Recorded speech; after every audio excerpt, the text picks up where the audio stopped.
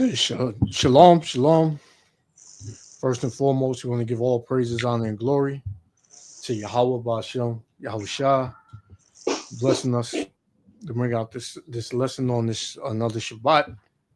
We're just gonna go more into prophecy and the end times on how you know you Jakes, you better get right, man. So go ahead, Elder, what you got? Yeah, so we're gonna go into some prophecy about end time prophecy with Rome, because when you read the Bible, Rome is an empire that never fell. It just renewed into another kingdom, known today as modern day Rome, United States of America.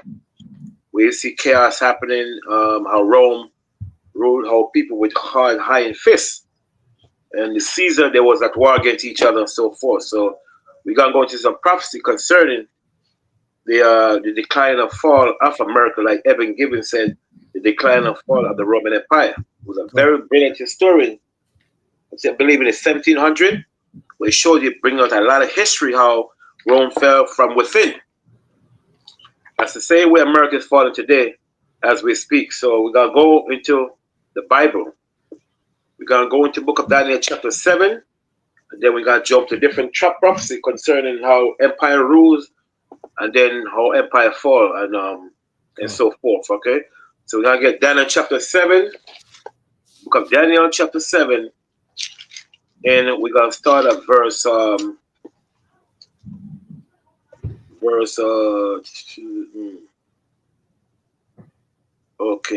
at verse so Daniel chapter 7 verse I want to go to Rome. I don't want to jump to old verse 7. Verse 7. Mm-hmm. And they shalom to the brother hello Israel. Shalom, brother.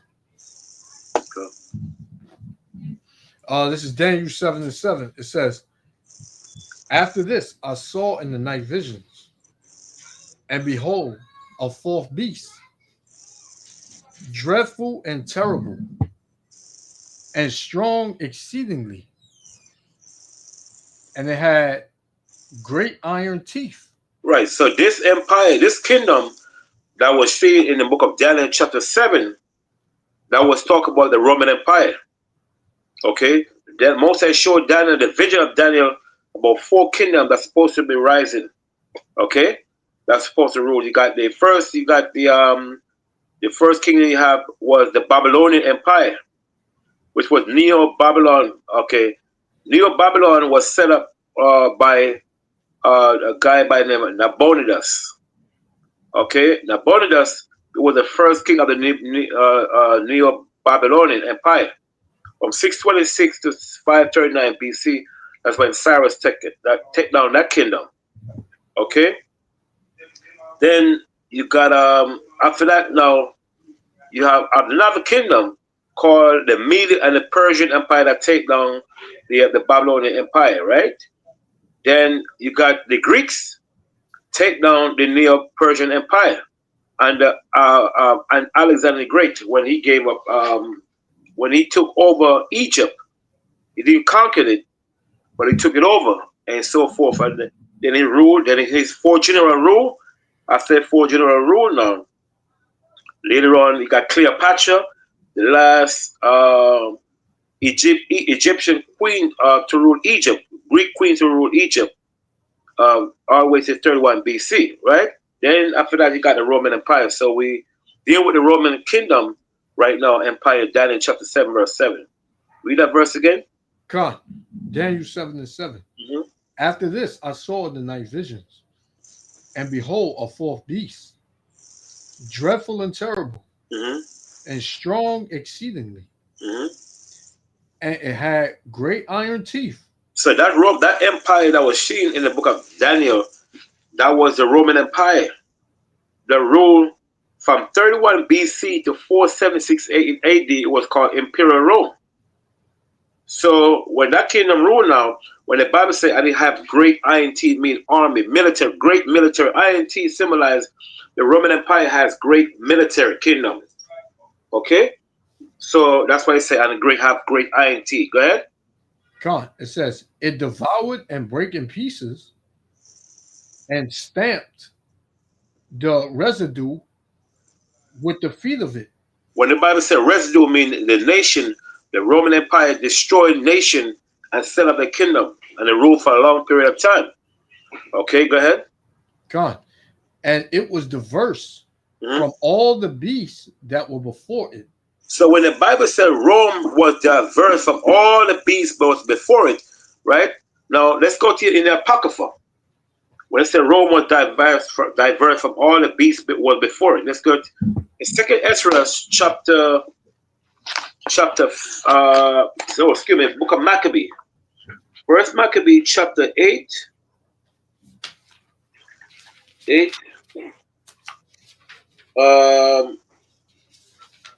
Where Rome have council. Power.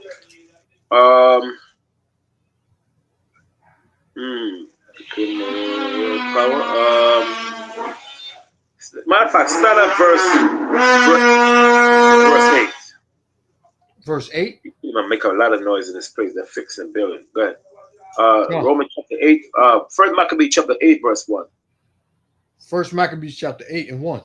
Now Judas had heard of the fame of the Romans, that they were mighty and valiant men, and such as would lovingly accept all that joined themselves unto them, and make a league of amity with all that came unto them.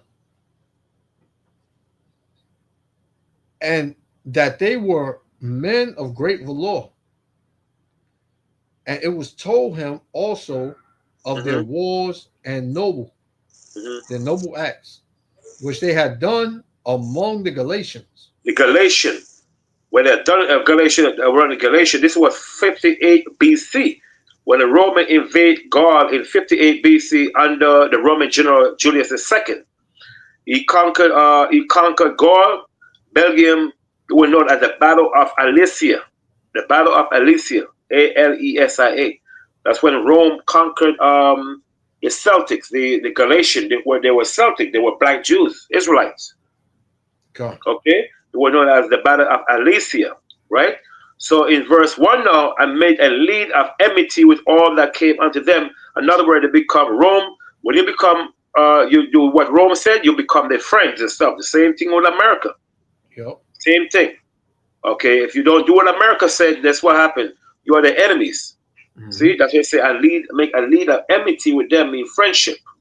Okay, go ahead. And how they had conquered them and brought them under tribute. Right, see? And brought them under tribute, so that they gave they gave tribute to what? To the Roman king. And so forth. Same thing America doing. Cut. Same thing America is doing. Okay, go ahead. And what they had done in the country of Spain. Okay, and what they have done in the country of Spain.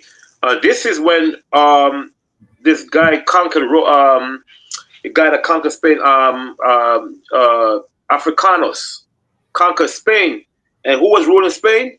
It was the this guy by the name of the brother by the name of Hannibal.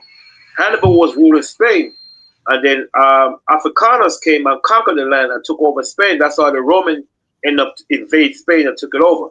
When Africanos was when brother name of I just mentioned name.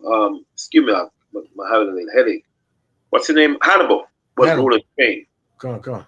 Okay, that's when he was ruling Spain, and then Afrikaners came and conquered that land. That's why I said, read that verse again. Come on. It says, and what they had done in the country of Spain for the winning of the mines of the silver and gold which was there. Cut. Right? Go ahead. And that by their policy and so when the Bible said by their policy means their strategy approach to warfare and political alliance. That's right. Yep. See? Same thing with America. Cut. Throughout history. Gotcha. Same thing. Yep. Gone. And that by their policy and patience, they had conquered all the place. Though it were very far from them, the kings also that came together, that came against them Right. from the uttermost parts of the earth. Right. Please say something for a second. Let me just tell my daughter time to come back. Go ahead. Say something for a second. Con. So what the elders going into pretty much is the history, and this right here give a little, taking if you can see it. You got the Babylonian Empire, you got the Persians and the Medes Empire, the Greco, the Greek Empire, and the Rome, and we in the the revised Roman Empire. Good. Because all of these kingdoms that we were in captivity with, it was pretty much the same thing.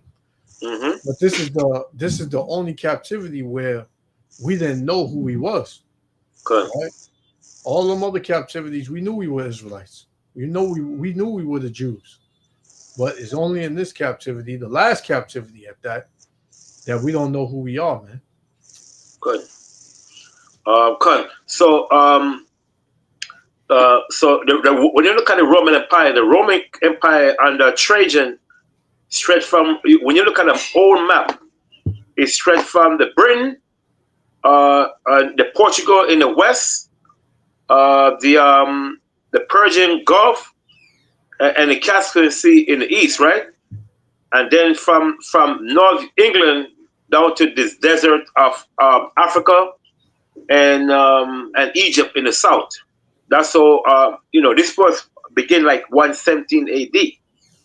How the Roman Empire stretched from, and they conquered all the area and took it over and so forth, and then the empire reached the Atlantic Ocean, include like the look at the Iberian Peninsula, which is known to modern day Spain and Portugal. We just read under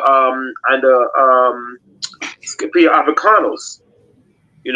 All people need to do is to read history of how Rome ruled the world, the world in through the Iron Fist. Yeah. Okay, because the empire is straight from a long area and so forth. Right. And that's pretty much the same way America is ruling with an iron fist. Yep. Mm-hmm. But that iron is being broken now. Yes, sir. Yep. They're becoming weak, and the other neighboring, like the elder brought out earlier in Joel chapter 3, about how the weak is going to say they're strong, man. Right. And the Lord is bringing the mighty men of war together to pretty much flatline this place, man. Yep. And that's what's going to happen. Good. Yep. Exactly. Good. What verse we know, El? Verse. By the policy right after that, right? Yeah, I ain't finished 4. I'll read 4 again. Okay. First Maccabees 8:4, it says, and that by their policy and patience they had conquered all the place, though it were very far from them. And the kings also that came against them from the uttermost part of the earth, right? For they had discomfited them and given them a great overthrow, so that the rest did give them tribute every year. Right. See, so every year they was giving tribute to Rome, because Rome conquered them and so forth, and then Rome ruled over them. So this tribute that America is doing now, America robbed the whole world and stole all the riches and so forth. You know what I'm saying? They don't have to bring tribute to America.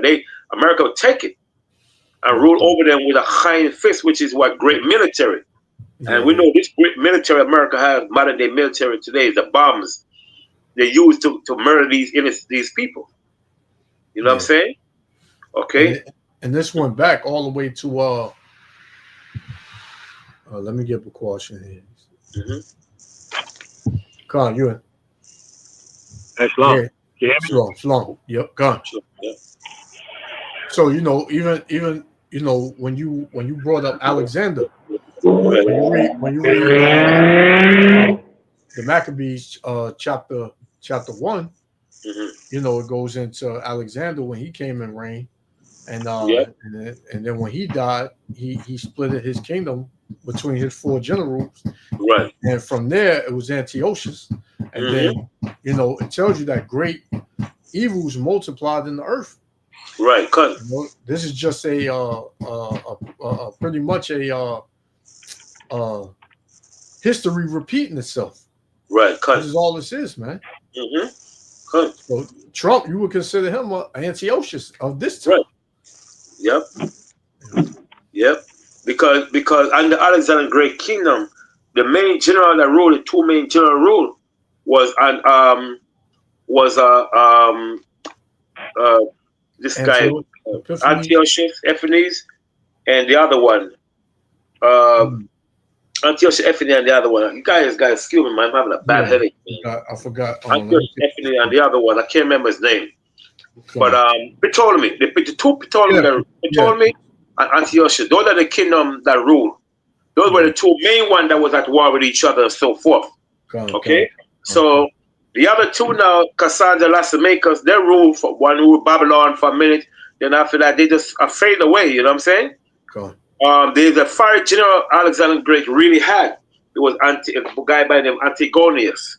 Okay, he didn't last because he had a war with one of the Ptolemy, and he lost a battle, and that was it of him. Okay, so the two main general that ruled under Antiochus, under Alexander the Great, was the Ptolemy and the Seleucus. Okay, those were the two main generals that ruled under Alexander the Great. What verse here now? First Maccabee chapter 8, Bakwash. But yeah. All right. Is it too much noise? Yeah. Okay. Yeah, no, I understand. Go ahead. First Maccabees chapter 8 and verse 5 though. 5. Mm-hmm. Beside this, how they had discomfited in battle Philip and Perseus, king of the Cittims, with others that lifted up themselves against them and had overcome them.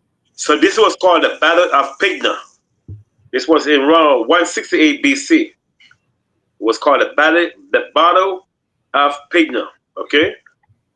So in verse 3 now, in verse 3, First Maccabee 8 and 3 now. Read First Maccabee 8 and 3 again. First Maccabees 8 and 3. Yes. It says, and what they had done in the country of Spain. Spain. So remember I said earlier, that was when Africanos went and invaded Spain in 218 BC during the Second Punic War. That was the Second Punic War, when he went and invaded Spain, and Hannibal later on committed suicide because he said he rather died than to give up himself to these bastards. You know what I'm saying? So now, who committed suicide? Who committed suicide? Hannibal. Oh, I didn't know that. Hannibal committed suicide? Yeah, he committed suicide. He said rather die than to give up himself to the Romans, to the I didn't know that. Greek. Right. Yeah, you know what I'm saying? So he said he rather die. So he went and drank poison, and that was it. You know what I'm saying? Okay. So now jump to verse now. The one I really want now. Jump to verse 12 now. 12. Verse 12. Verse 11. 11. It says, it was told him besides how they destroyed and brought under their dominion all other kingdoms and isles that at any time revisited them. Right, huh? They couldn't resist them because they were. Remember, the Bible said they have powerful armies. Yep. You know what I'm saying? They have powerful armies. Okay. It says. So now, verse 12. It says, but with their friends and such as relied upon them, they kept enmity. See, they kept enmity, mean friendship. That's right. Okay. They give them protection and so forth. You know what I'm saying? Yep. Go ahead. And that they had conquered kingdoms both far and near. Right. So remember, we tell where the Roman Empire stretched from. That's right. Okay. From distant land all the way to Africa, Greek, Rome. You know what I'm saying? Yeah. Britain, Portugal, west to the Persian Gulf and the Caspian Sea, and in the east, and from the north side, they went down to England, the desert part of North Africa, and Egypt in the south. Okay, and this when when the Ptolemy conquered Rome conquered Egypt, right? That was the 31 BC when they went on top. They conquered Egypt, right? So they accept empire stretched from a far distance. Okay. And you can't, So verse 13 now, right? and you can't tell me that this is not modern day Rome, you know? But You know, because Rome was going by the same philosophy as ancient Rome. It was pretty much get down or lay down. If you don't get down, we're gonna conquer you and force you to get down with us. good. You know, even back then, you know, when America was known as the top country in the superpower, they Yeah. still are. They still are, but other countries are superpowers now. So Right. now people are distancing themselves and leaving America and going back to what? Under Yeah. the wings of Russia, man, and China. You Good. know, everybody's distancing themselves from America now. Good. Yeah. You know, and this is how you know that we at the end of the beast system. You know, Good. Yeah. it says verse 12 again. It says, Mhm. but with their friends and such as relied upon them, they kept enmity, and that they had conquered kingdoms both far and near, Mhm. so much as all that heard of their name were afraid of them. Right. You see, and the same thing with America. That's right. And when you hear the word America, you get afraid. But Yeah. now nobody afraid of US no more That's because right. they lost destiny of rulership. Yeah, we just played a video on how crazy China was talking to them. China's spokesperson. Mm-hmm. He said America want war, they'll get war. They want Yep. to destroy. They want to destroy China. America will be destroyed. Right. Putin done threatened America. Yep. Said that if you keep supplying weapons, you know, to Ukraine, we're gonna do something to you. Yep. 30, 40, 50 years ago, these other countries wouldn't be talking like this to America. Good. Right. No. That's true. But now, you know, they puffed up now. Yeah. You know? That's it. What's that scripture where it says that his enemies have deceived him? I believe that's in Obadiah. I think it's Yeah. Obadiah. Let me see. Obadiah. Right. Of course, right. Let me see. Obadiah is fulfilling itself, man. Fulfilling itself. Good. Yeah. Yep. Gone. He that bread and laid the wound on them. Gone. Yeah. Exactly. So all these empires see America ruling, just they have no choice than to break away. Like for instance, when Rome conquered Spain in 218 BC, right? Under Africanos, they ruled Spain all the way to what 1453. Rome ruled Spain for 600 years. That's long. Gone. That's a long time, man. You know what I'm saying? Because remember, when Rome ruled Spain, it was Edomite Rome, and you got Israelite Roman that was ruling.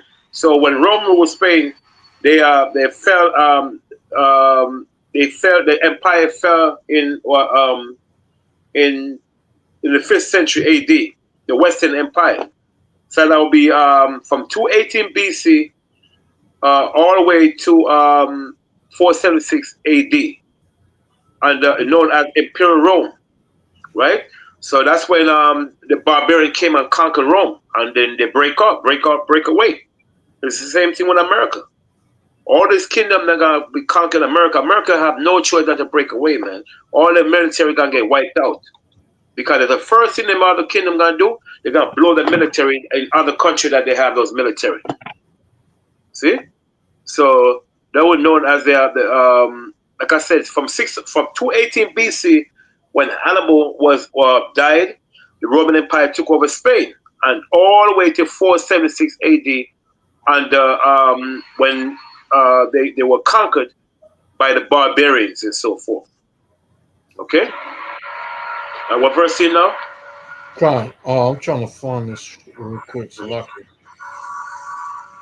It was one Salakia. 1 second. The one you just quoted. Huh? Yeah, I think it's in something else though. The one I want. Isaiah 14, that pomp is brought down. That one. Isaiah 14. The one that said the enemies that were at peace with him have deceived them. Yeah, it's Obadiah. One That's verse, Obadiah. like around the 5th verse, I think. Either the 5th verse or like 12th, or one of those. Can't really remember. It's 7. Obadiah verse I'm gonna start at 6. Obadiah 1-6. It says, how are the things of Esau searched out? How are his hidden things sought up, man? And how are they? Through the heavens. Right? The Lord is exposing this devil. Mm-hmm. Exactly. Everything he's done in the dark is coming to the light now. Good. Right? Even So the brothers and the sisters that started the truth, they started to see that this man is evil. yeah. They started to see it. Yep. You know.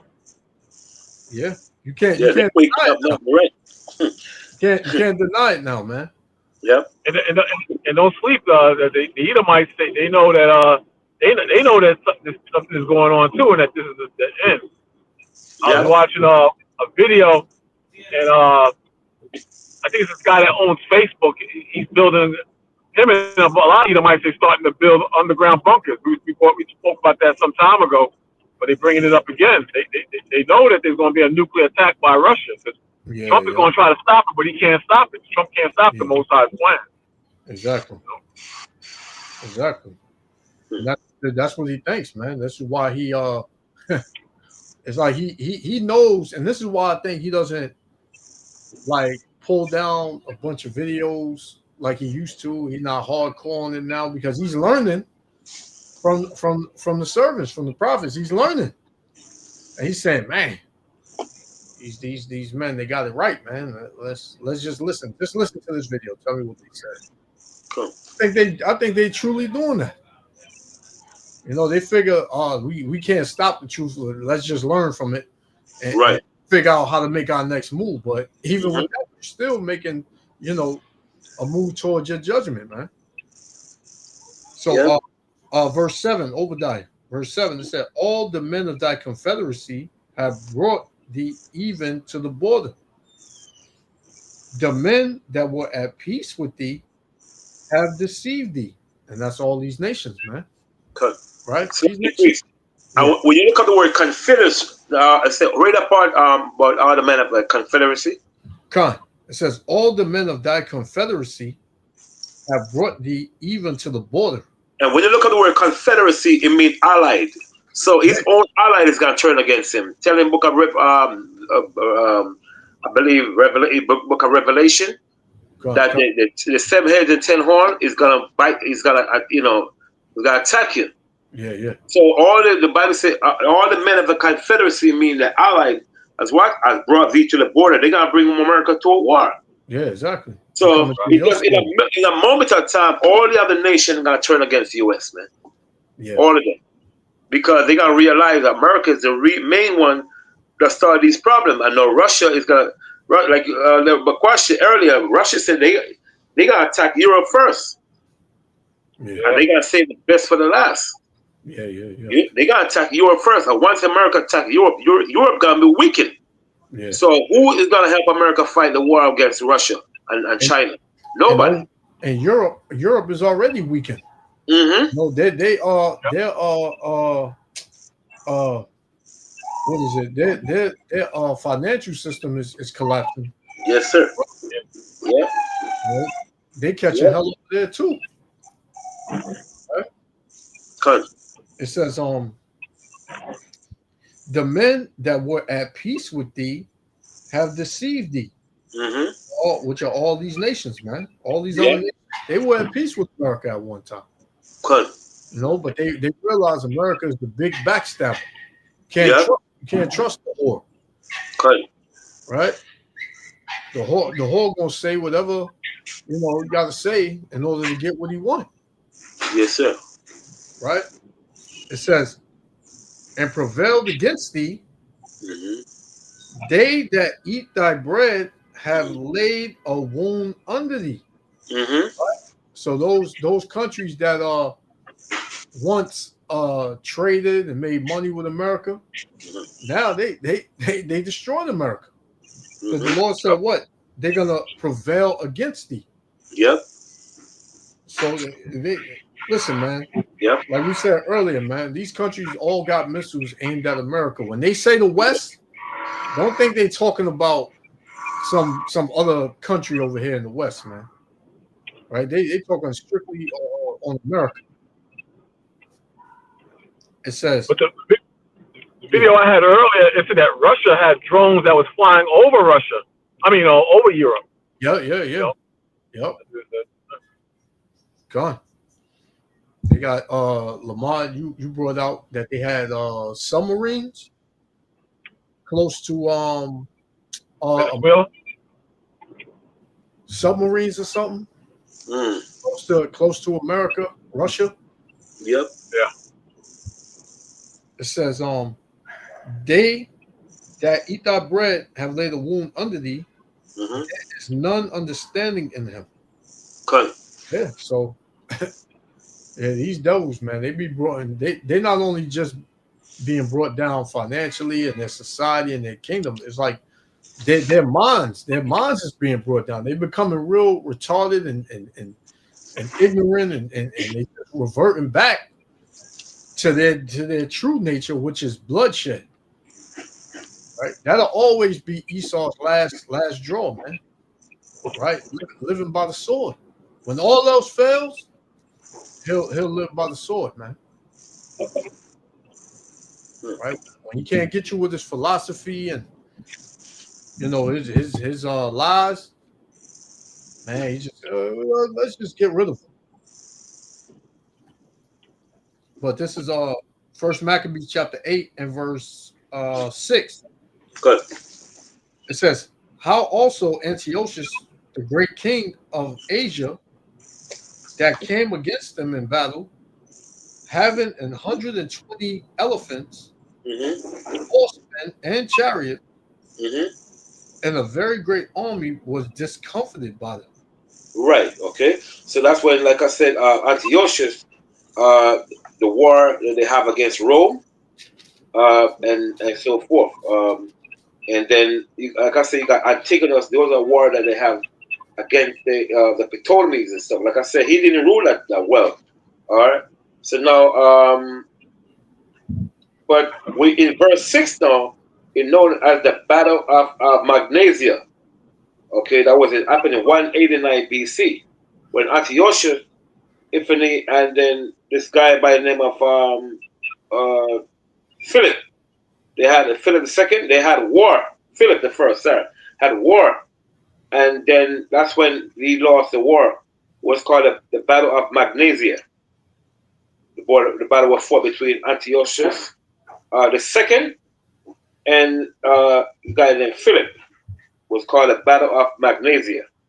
All right. Now jump to verse 16 now. Verse 16. Yeah. And that they committed their government to one man every year. One man. And that government was known as what? A council. The council. The council is the one that put the emperor in power. That's how the Rome was different from the other nation, because Rome didn't have a king. That's why when you read the book of Daniel chapter 7, verse 7, it said, and they were diverse from all the beasts before it, because Rome didn't have a king. They have council, they got emperor. The emperor is the one that put the counselor in, the counselor is the one that put the emperor in office. I don't know if you could share me a screen, like, look at the word council. Council? Council. Okay, council. The council is the one that's responsible to put the emperor in office. The same thing in America. You see, the people when they do election, the election doesn't mean a damn thing. You see, election doesn't mean nothing. The council is the one that put the president in office, which controlled by the Rothschild and so forth, the Bilderberg. You know what I'm saying? Okay, council, right? Council. It says advice, especially that given formally. So it says advice, guidance, direction, instruction, information. If you look at the word Council of Rome, could come down some Yeah, more. I was about to say that. Roman Yeah. Council. Mm-hmm.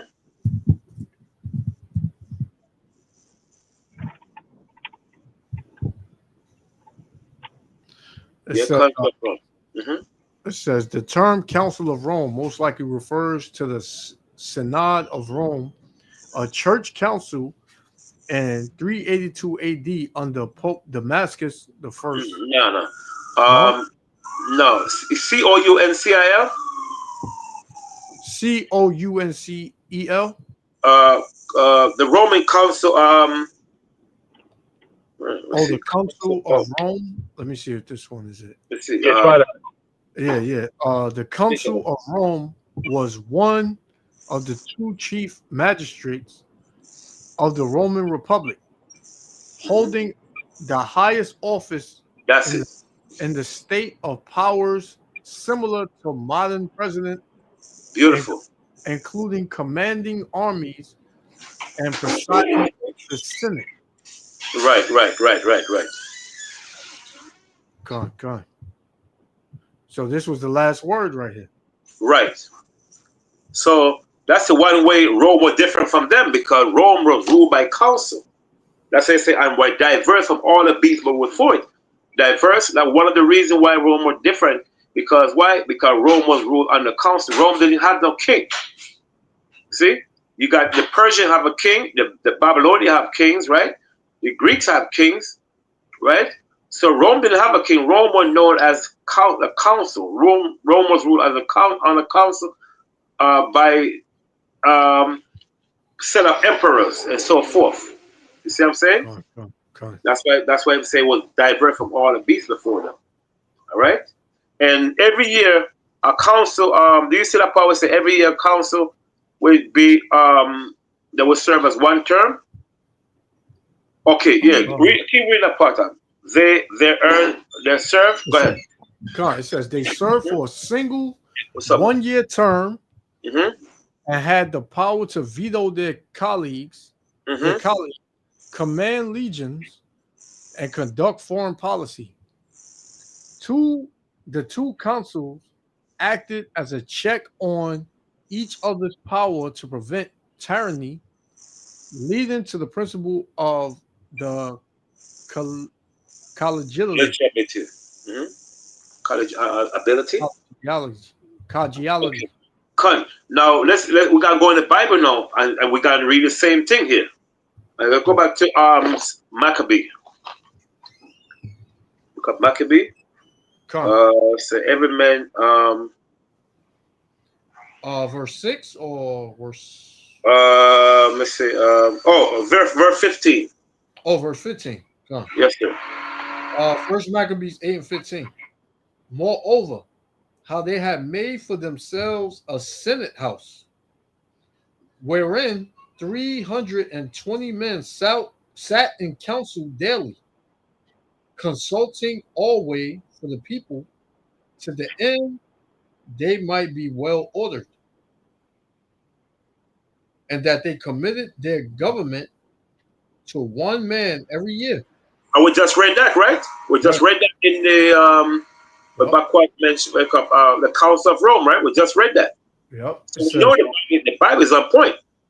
It says they serve for a single 1 year term. See, 1 year term, right? And we just read that. Sorry. It says, and they committed their government to one man every year. Mm-hmm. Every year. Who ruled over all their country. Mm-hmm. And that would be a king. So that would be like a president today. Yep. You see what I'm saying? So they could take out emperor who they want and put the emperor. See? So when they say and that they commit their government to one man every year, that would be known as president. You see what I'm saying? It might be a little diverse today because 4 years, but it's the same procedure. We just read. Okay? So that's what I want right here. Let's go back to the book of Daniel. Read that part where it says, "I will divert from all the beasts that were before them." So we know again that Rome was diverse because why? Because Rome was ruled by council, not by king. So we know the last king of Rome was known as a guy by the name of oh boy, Jamaica used to call it a funny name, like a bus. Oh boy, let's go back to Daniel. I can't remember the guy's name. Daniel 7 and 7. Yeah. God, this is Daniel 7 and 7. Mm-hmm. After this, I saw in the night vision, and behold, a fourth beast. So it's like this is called Superbus. Superbus? Yeah, Superbus. Like Jamaica says, Superbus. His name was Lucius Tarquinius Superbus, was known as Tarquin the Proud. Was the last king of Rome. He was overthrown by oh boy, he was overthrown.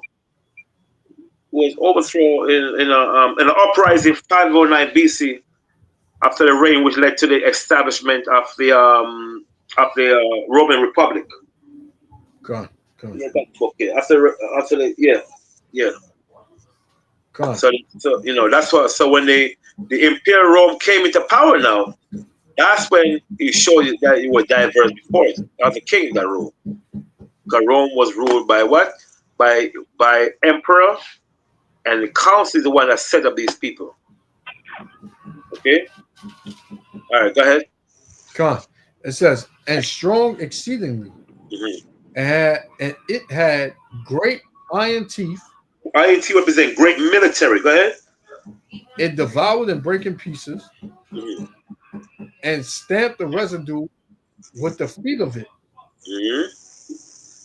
And it was diverse from all the beasts that were before it.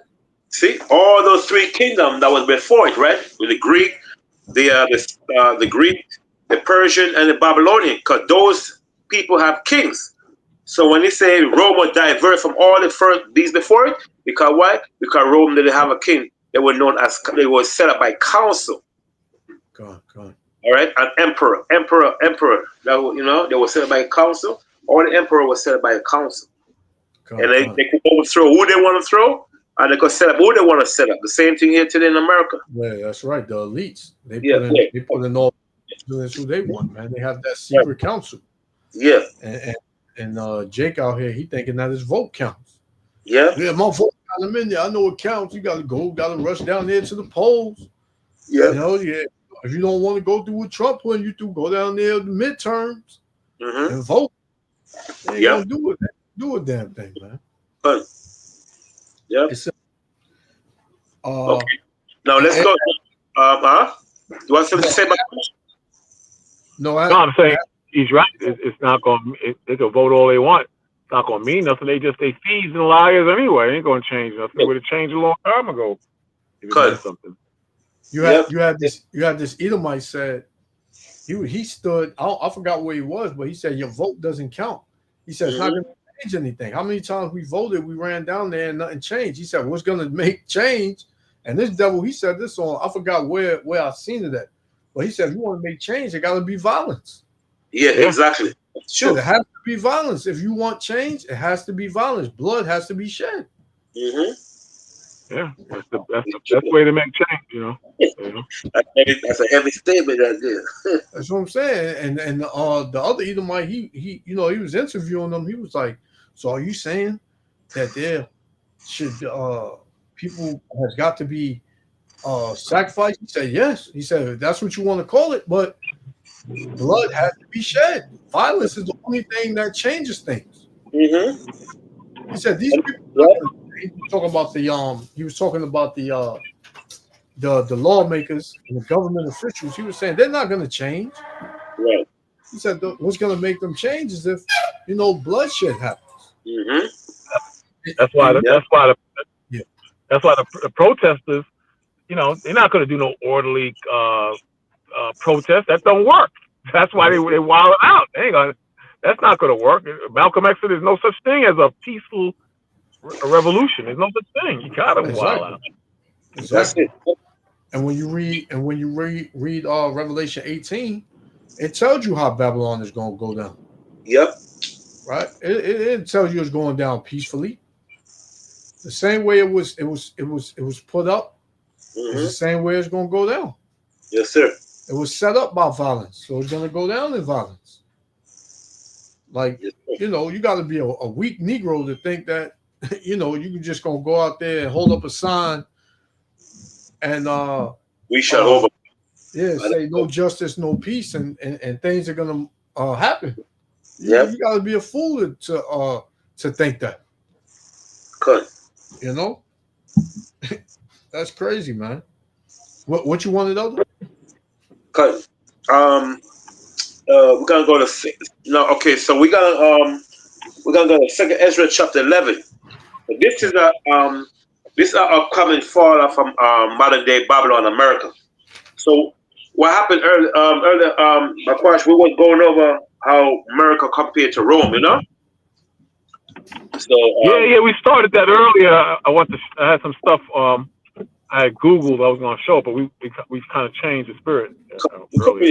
Definitely, yeah, cut. Yeah, Second Ezra chapter 11, because this is one of the reasons why they took out the Apocrypha from the Bible, because they know that this whole Apocrypha book is real, man. We're gonna go to Second Ezra chapter 11 now, about the continuing of Rome. Rome was the kingdom that was prophesied in the book of Daniel. Because remember, the Most High gave some vision to people. Some people. That's why, like, you got brothers out there talk about, you gotta come to their school to get a true teaching. Listen, the Most High gave everyone a vision, show everyone different brothers things of the prophecy. You know what I'm saying? He didn't give everything to Daniel. Moses didn't know everything. He gave some prophets to Moses, some prophets to other people. Yep. So why you think the Most High gonna tell me the Most High dealing with one man? No, the Most High not dealing with one man. Certain things, certain visions showed to Daniel, certain visions showed to Ezekiel. Yep. So we can go one of the visions that he showed to Ezra. He didn't reveal it to Daniel. He didn't expound it to him. You know. Let's get Second Ezra chapter 11, verse 1. Matter of fact, jump to Second Ezra chapter 12 and 12. 12 and 12? Yeah. Second Ezra 12 and 12. It says, you sure you want to get this one first, or you want to read 11? We will just show you the prophecy, how he revealed this prophecy to Ezra. He didn't give the fourth beast the understanding of the fourth beast to Daniel. Okay, come on. Right, cool. Second Ezra 12 and 12. But it was founded unto him, therefore now I declare it unto thee. Oh, so you want me to read 11? Yes, sir. 11. 12 and 11. Second Ezra 12 and 11. The eagle whom thou sawest come up from the sea is the kingdom which was seen in the vision of thy brother Daniel. So we know America take on the 12 symbol of the eagle symbol, because the guy that started the eagle symbol, I think his name was oh God, it was a senator. Hold on. You could Google who the Google because I'm not good at that damn Google, man. The Roman eagle. The Roman eagle? Yeah. All right, let me check. I'm not too good at finding these damn things. I think I know they would carry that eagle on a staff. What you said, Bakwash? They would carry that eagle on a staff. Right. They would carry that eagle on a staff when he went to war, man. You know, there's a good movie. It's called The Eagle. The Eagle? Great movie, and it's called The Eagle. And what happened? This soldier, his son went to retrieve an eagle that his father lost in a battle against the tribes in Germania. he had Oh, the gold thing. you talk about Good movie the though. Gaius Marius. He was the one that started the modern day Roman eagle around 104 BC. He's talking about him, right? Right, but Which one you want? Yes, Lakia. The Roman eagle. Yeah, yeah. Because you guys said something about somebody carrying it. yeah, they would carry the eagle on a staff. It was a long staff to war. The Romans would carry it as a symbol. It was symbolic of Roman might. Right, You know? con. Okay, I had came up. I had seen this image right here. That Right. think of it. Let me share it. It was called the Aquilia bird also. The Aquilia bird. Let me see. I hate when you have all these damn things popping up. Let me share my screen. Mm-hmm. So it's pretty much something like this, right? Let me see. Close. Yes, cut. Even on the staff. Mm-hmm. Yeah, it was called the Aquilia bird. Cut. All right, and then you got the Roman. They got a bunch of images here. Let me get it for you right here. A Roman eagle. And this what comes up pretty much. Yeah, cut. That was the emblem of the Roman legion. The eagle. This eagle. It was called by the Gaius Marius. He created an eagle symbol around 104 BC as the emblem of the Roman army. And when we look at American airline and stuff, the eagle symbol. You look at the American airplane. You got a symbol of the eagle symbol. You got a Washington D.C. same thing. Yeah. You see what I'm saying? So so it's the same thing as Rome. We could go more over what the eagle represent, but we know this is just a little scratch that America carry the same symbol as Rome. And it shows you who Esau is in the Bible too. Yeah, good. You know, Yep. because no other nation worships this bird more than the so-called white man, man. Mm-hmm. Yep. This has been his mascot throughout all his the Roman Empire, the Greek Empire. It's all been the eagle. Yep. Represent pride, all that stuff. And that eagle symbol go all the way back to also Jupiter. Go back to Jupiter. Same thing as Nimrod. Same thing. You know what I'm saying? Yep. Pride and all these other things, man. But that go back to Nimrod. Okay. Yeah, the brother said, the brother said we have to salute the eagle and the flag every day in the military, and you have to do it in school. I don't know if they still do it in school, but we used to do that too. We used to all have. Yeah, I want to do it. I don't know. Do they still do that? They still do that? I don't know. I know when I was in school, the whole class had to stand toward the flag and the eagle and salute it. Yeah, I wonder if they still do that.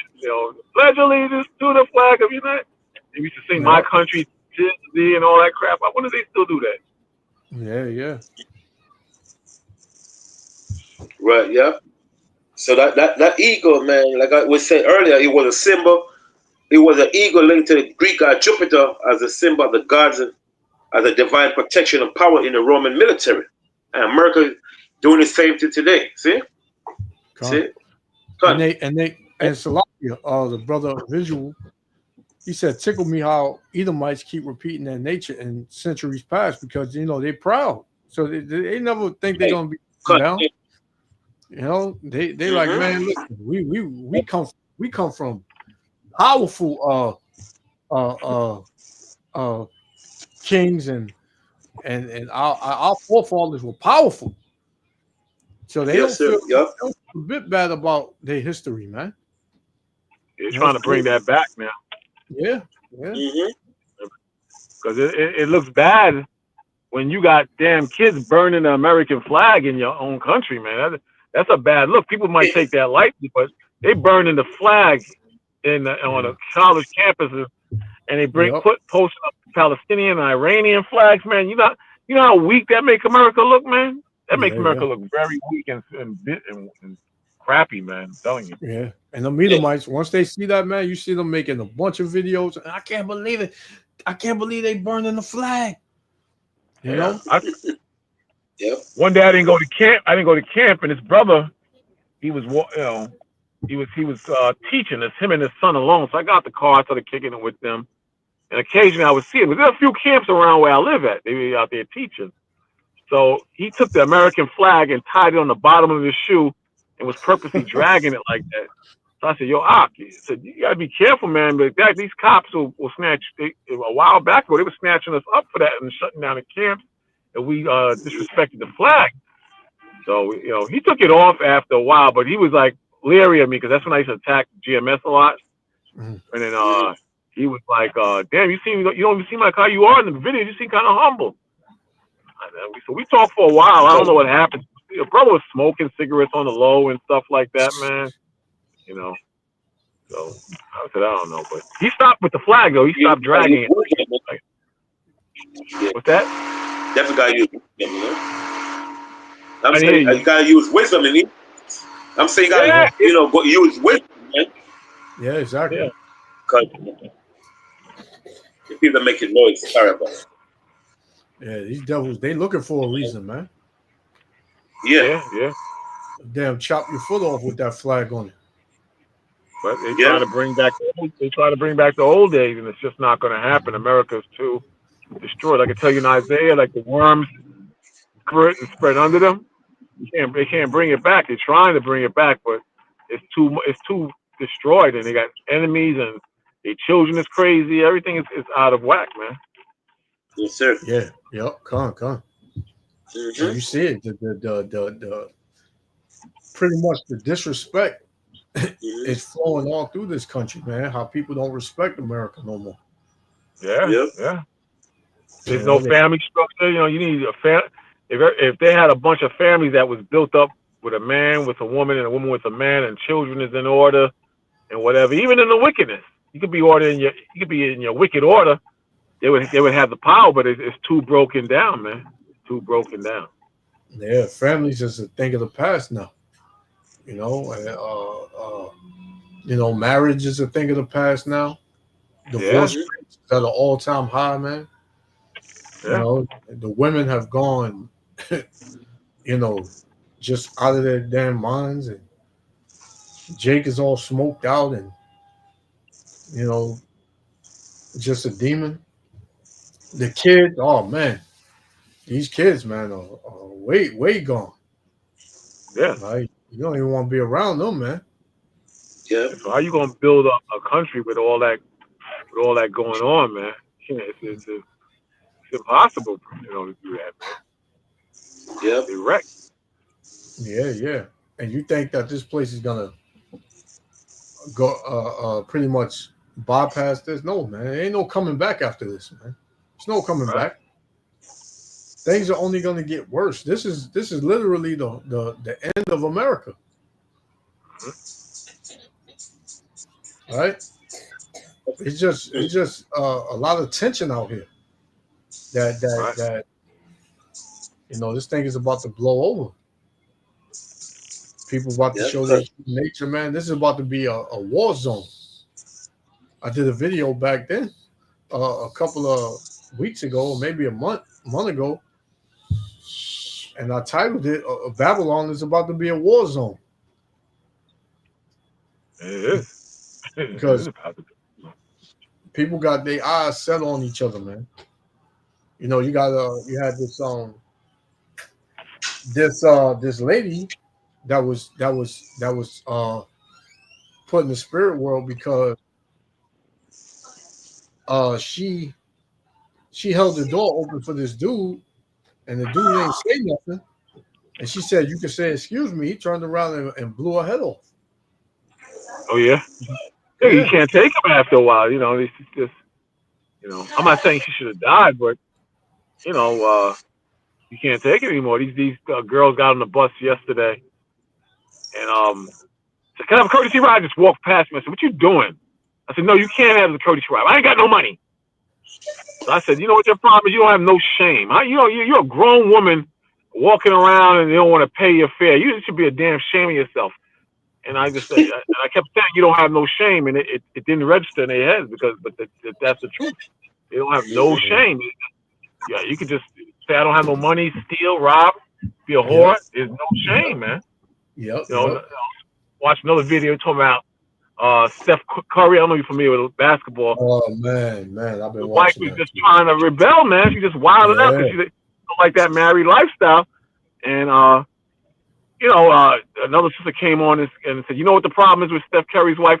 She didn't get a chance. She got married too quick. She didn't go through a whole phase. She needed to go through a whole phase. Yeah, because he's supposed to be like a Christian, I guess, and she's just tired of it, But then let me get married, and they want to freak off, and they want attention. He got all attention too, because he's a star, so she want to be recognized, because they don't. They want. Never be. Nah, she won't. Even like Will Smith's wife, she ain't nothing without his last name and married to him. Yep. Even though they're supposed to be getting divorced soon, finally. Yeah. But that's what it is. Everybody's going crazy. Yeah. And this is what America breeds. This is what America wants, man. America doesn't want any order, man. Yeah. Want people to just be wicked, and then do it in the name of freedom. And whatever makes you feel good, do it. We'll support you. You want to, be a part of that colorful, community, go ahead and do it. You see this? Look at all these Hamites out here. I've never seen so many Hamites on Canal Street selling these fake damn bags. Can you see it? Look at all these Hamites on Canal Street. I've never seen Canal Street like this. It's all ham out here, hustling and making money. And people buying these damn fake bags. A lot of sisters out there buying these bags. Look on this side. Look over there. Look at that over there. Yeah. Mad Hamites. And they got the sheet, so when the cops come, they just grab it up and take off. Mm-hmm. Mad Hamites. And that's a hot seat right there, straight out the tunnel, right there. Yeah, that's a hot seat. Yeah, I'm almost by the Manhattan Bridge. Yeah, they always run. Goddamn Hamites over here. Look at this one over here.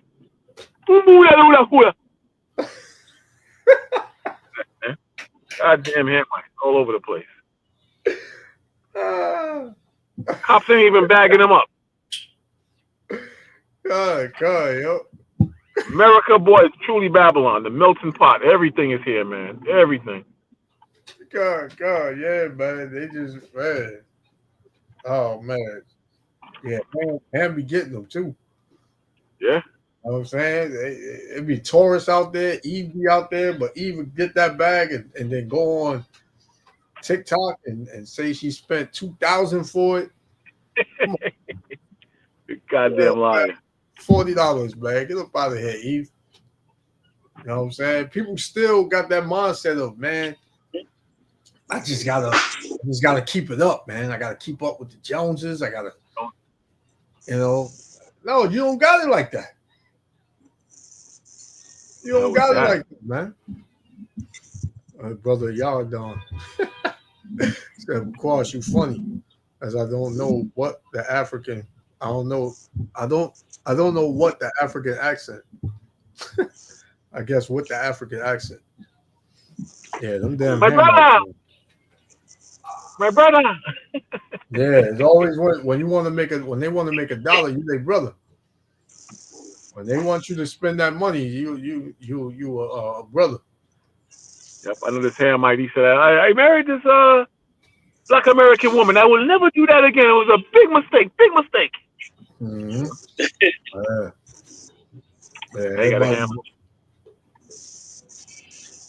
Everybody know Eve ain't nothing to deal with, man. Yeah, man. I just did a lesson earlier with Eve. She shot 4 of her kids. Damn. Shot 4 of her kids, killed 2 of them. And when they asked her why she did it, she said, what made you do it? She was like, well, they going back. They with the devil now. She had a damn demon on her. You gotta be careful, man. There's a lot of people breaking down. This sister told me a lot of people are on psych medicine, and I didn't really believe it. I looked it up a couple of times. It definitely looks like it's going in that direction, or it is already. Yeah. It's tough to be out here, man. It's just really hard if you ain't in your right mindset, man. Come on. What you had, Elder? Sorry. Yeah, we're supposed to go to Second Ezra. So we read we're supposed to read Second Ezra chapter 11, chapter 12, 11 to 12. Come on. Second Ezra 12 and 11. Yeah.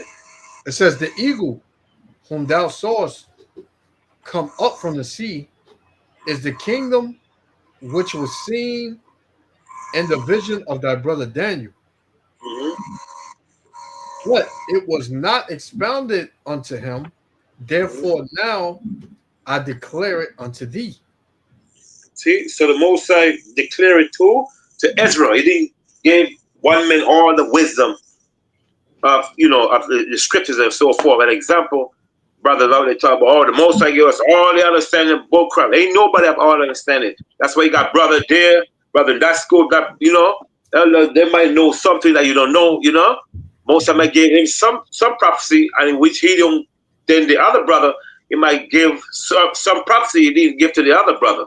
Just like we did that, we read in Daniel chapter 11, right? Daniel chapter 7, he showed Daniel a vision of the fourth beast. But did he explain to him, Daniel, who the fourth beast was? No, he gave it to Ezra. So we're going to go in now to start at Ezra chapter 11, verse 1, about the Roman Empire, and show America as the modern day Rome. Also, going to take on the same as Rome. Second Ezra chapter 11 and 1. Then saw I a dream, and behold, there came up from the sea an eagle. An eagle. So we read about the Roman Empire carrying what? The symbol of the eagle, right? Go ahead. Which had 12 feathered wings. Which is the 12th Roman emperor. The 12th Roman emperor that ruled Rome.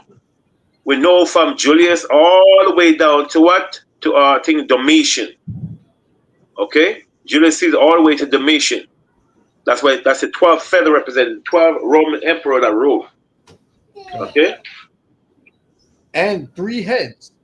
And the 3 heads that was going to be ruling in the last days, going to show you, are the Spanish, the French, and the British that's going to take on what the Roman Empire left off. And then out of the Britain came their daughter, America. Okay? So the 3 heads is the Spanish, the French, and the British.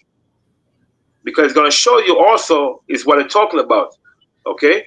Not the 3 emperor that you got. I hate to call camp, you know what I'm saying, but I don't want to say it. You got those brothers, you know them. They got big camp saying the 3 heads. Talk about the mission. It ain't got nothing to do with that. The 3 heads are the Spanish, the French, and the British Empire. That's gonna take off what the Roman Empire left off, because it tells you he's gonna be saved for the last days. These shall accomplish which is Rome wickedness, which is what the Spanish, the French, and British gonna continue where Rome left off. You're gonna explain it later on. Go ahead. It says, and I saw, and behold, she spread her wings over all the earth. So it said, and Rome, spread her wings. What are the wings? Her armies, the wings. Okay, the wing represented the emperor over all the earth. When we talk about Rome, straight from the Caspian Sea, Britain, all these other places, the Roman Empire ruled, all the way to Egypt, North Africa, and so forth. You know what I mean? These are different places that which is Rome, spread her wing, which is their emperor, over all the earth. I mean, they rule over the whole nation. Go ahead. And all the winds of the air blew on her. In other words, they all was subjugated to what? To Rome. We just read that in First Maccabee chapter 8. The whole nation was subjugated to Rome. They bring a gift every year. See? Go ahead. And were gathered together. And were gathered together mean what? They start ruling over them. Okay? Now hold that. Let's get now there's a precept. 2 Thessalonians chapter 2. 2 Thessalonians chapter 2, verse 1. Boy, this thing is killing my eyes, man. Give me a headache. Second Thessalonians chapter 2, verse 1. Let me ask you a question, Lamar. Yeah. Well, in your opinion, do you believe Rome fell because it became too corrupt or became too large that it couldn't be managed? Yes, he's gonna explain. Yes, it's because it was corrupt. He's gonna explain it as we read down. That's good as the spirit. He's gonna show you as we read down. It fell because of corruption. Remember, the Moses said, "By violence of Rome for Babylon be destroyed," because the whole American system is very corrupt. And it's gonna explain it to you also. But read Second Thessalonians chapter 2 and 1. That was a good one you brought up, Bakwash. Right here in Ezra is gonna explain it perfectly. Yeah, go ahead. And what's this? I think it's a black rule. Is it black rule? Diocletian. Rome had already fell at this point, or this is like what was that was like the residue was left over when he came in. Diocletian was around 80 time. Diocletian was around 80 time. He was the one that separated Eastern and Western Roman Empire. The Eastern Roman Empire was the Byzantine, right? Mm-hmm. And the Western empires started during the time of Julius Augustus Caesar, 31 BC. Sorry, 31 BC. That was the Western Empire, all the way to 476 AD. Then the Eastern Empire started around the 5th century, all the way down to the 1600s. And the last king by the name of Constantine XI. So the Eastern Empire, was ruled mostly by Christian. Okay? Okay. So the guy who was responsible to separate the Eastern Empire, Western Europe and Eastern Europe was Diocletian. He set up 4 different emperors to rule each, Caesars and so forth. But we're definitely going to go into that next week. How the Eastern and Western Roman Empire was separated under brother by the name of Diocletian. Right. Okay. So Second Thessalonians chapter 2, verse 1. Now we beseech you, brethren, by the coming of our Lord Yahushua HaMashiach, and by our gathering together unto him. Right. So, brother, we're coming. Moses said, gathering together unto him. Right. That's what we need to do. Gather together to him, preparing for the second coming of Yahushua Christ. God. That ye be not soon shaken in mind. When the Bible said be shaken in mind with different philosophies, we can't be shaken in mind with all these different doctrines. You're from one philosophy to the other. You see what I'm saying? And you see the light that with brothers and so forth. You know what I'm saying? That's why it's like that you be not shaken in mind or be troubled mean what? By man doctrine. That's what I mean. Be troubled mean what? By man doctrine. You can read that in Ephesians 4:13-14. What does it mean? Trouble in mind. See, go ahead. God. Or be troubled neither by spirit. Spirit means a person professing to have the spirit of prophecy. That's what it means. That it means by trouble by spirit. You see all of that out here today. That's what it says. Neither by spirit means a person professing to have the spirit of prophecies. Go ahead. Nor by word. Mm-hmm. Nor by letter. Like letter. Mm-hmm. As that the day of the anointed is at hand. Mm-hmm. Let no man deceive you by any means. Mm-hmm. For that day shall not come. So when the Bible says, for that day shall not come, mean the kingdom, go ahead. Except there come a falling away first. I mean, us being fall away and what? And go into captivity. God.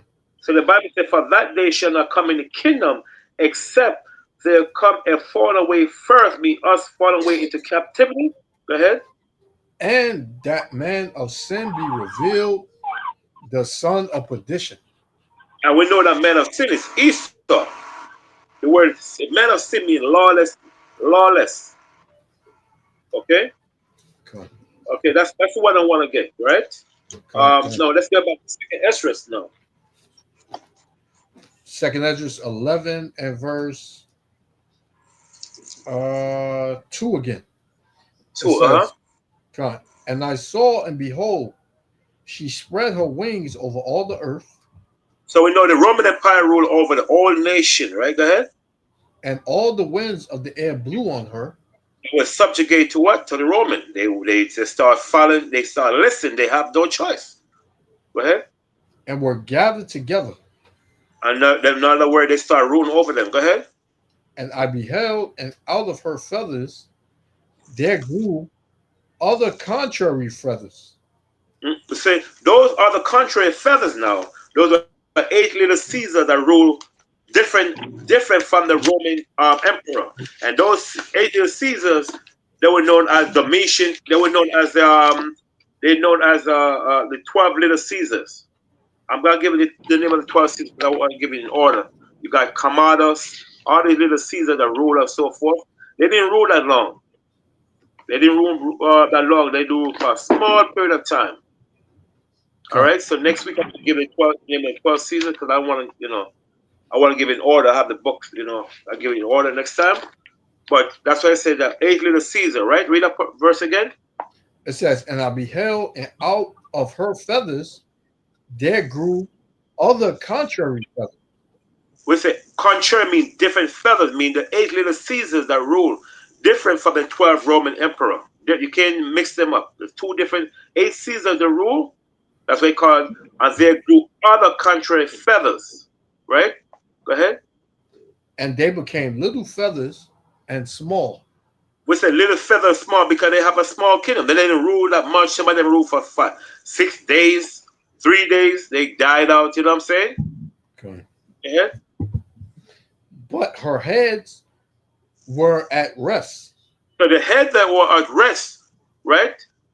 That was the Spanish, the French, and the British. He's going to show you. But her heads were at rest, right?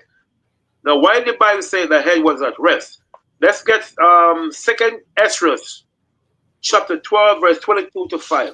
Let's see what it means when it said her head was at rest. Come on. Because while the emperor was ruling, Nah, good. You guys lock it. While this emperor was ruling, you have 3 kingdoms. It's going to be what? It's going to be ruled for the accomplish the wickedness of Rome in the last days. We're going to show you. 2nd Ezra chapter 12, 22 to 5. 2nd Ezra chapter 12, verse 22. Mm-hmm. And whereas thou sawest 3 heads resting, this is the interpretation. Mm-hmm. In his last days shall the Most High raise up 3 kingdoms. You see, in the last days. Why would the Most High mean the last days?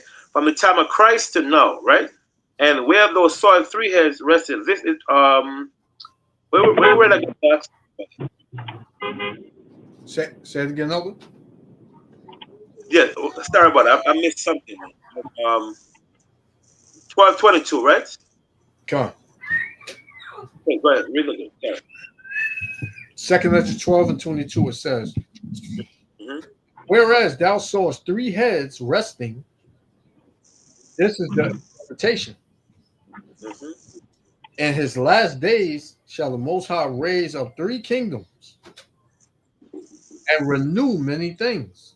You see, and renew many things. What is the many things? The philosophies of Rome. Okay? In his last days shall the Most High raise up 3 kingdoms, which is the Spanish, the French, and the British. And renew many things mean what? The philosophies of Rome. Go ahead. Come on. It says, and they shall have the dominion of the earth, and of those that dwell therein, with much oppression, above all those that were before them. We see above all those mean what? The Roman rulers. Go ahead. Therefore are they called the heads of the eagle. That's why they call the head of the eagle, because they're gonna renew what? The philosophies of Rome. One second, priest. One second. Say something. 1 second. God. So the elder is giving you history on the Roman Empire, and they're breaking down the 3 heads of the history before America came into play, and America is taking on the characteristics of these empires before it. That's why America is special in a wicked way. There's no country on earth like America. This is why all the migrants and people from all around the world want to get into America. They'll go and sneak in other countries so they can eat, but there's no place like America, man. No, none. This is Babylon. And this is why it's prophesied to be roasted and destroyed, man, by the Most High. Yeah, the golden cup, as There you go. Lord said, the golden cup. The Babylon has been a golden cup in the Lord's hand. Right. And Everybody, when you think about it, okay, I'm sorry, go ahead. I was just saying, everybody want to drink from that golden cup. Right. And when you think about it, America's not really been spanked or touched. I mean, you had the World Trade Center situation, but that that was orchestrated. We know that was orchestrated, Yeah. but America has not really been touched. Like you see in France and different countries where you have terrorist activity and just bombs and war, things happen in those countries. That's right. But America is the Most High has been shielding America and saving up for last. That's right. Yep. America's like a modern day Egypt, man. It's ripe. And people in their minds, they think they're so comfortable and dumb. They think that this place can never be harmed or touched. This is how people are so deluded, and this is how they think. And that's when they're going to be caught off guard because it will be touched. God, that's why this is also known as the virgin daughter, right? Because it's never been hit with a missile.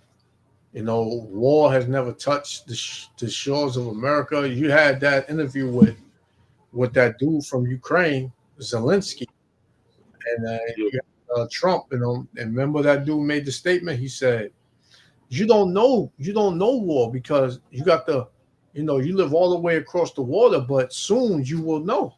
And Trump he said, "Don't tell us how to feel. Don't tell us what's going to happen." But it's true. Yeah.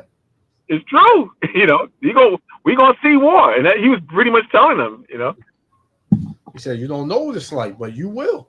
And Trump, "Don't tell us what we're going to feel. Don't tell us." He's tight behind that because he didn't want that to come out. Yeah. But people know.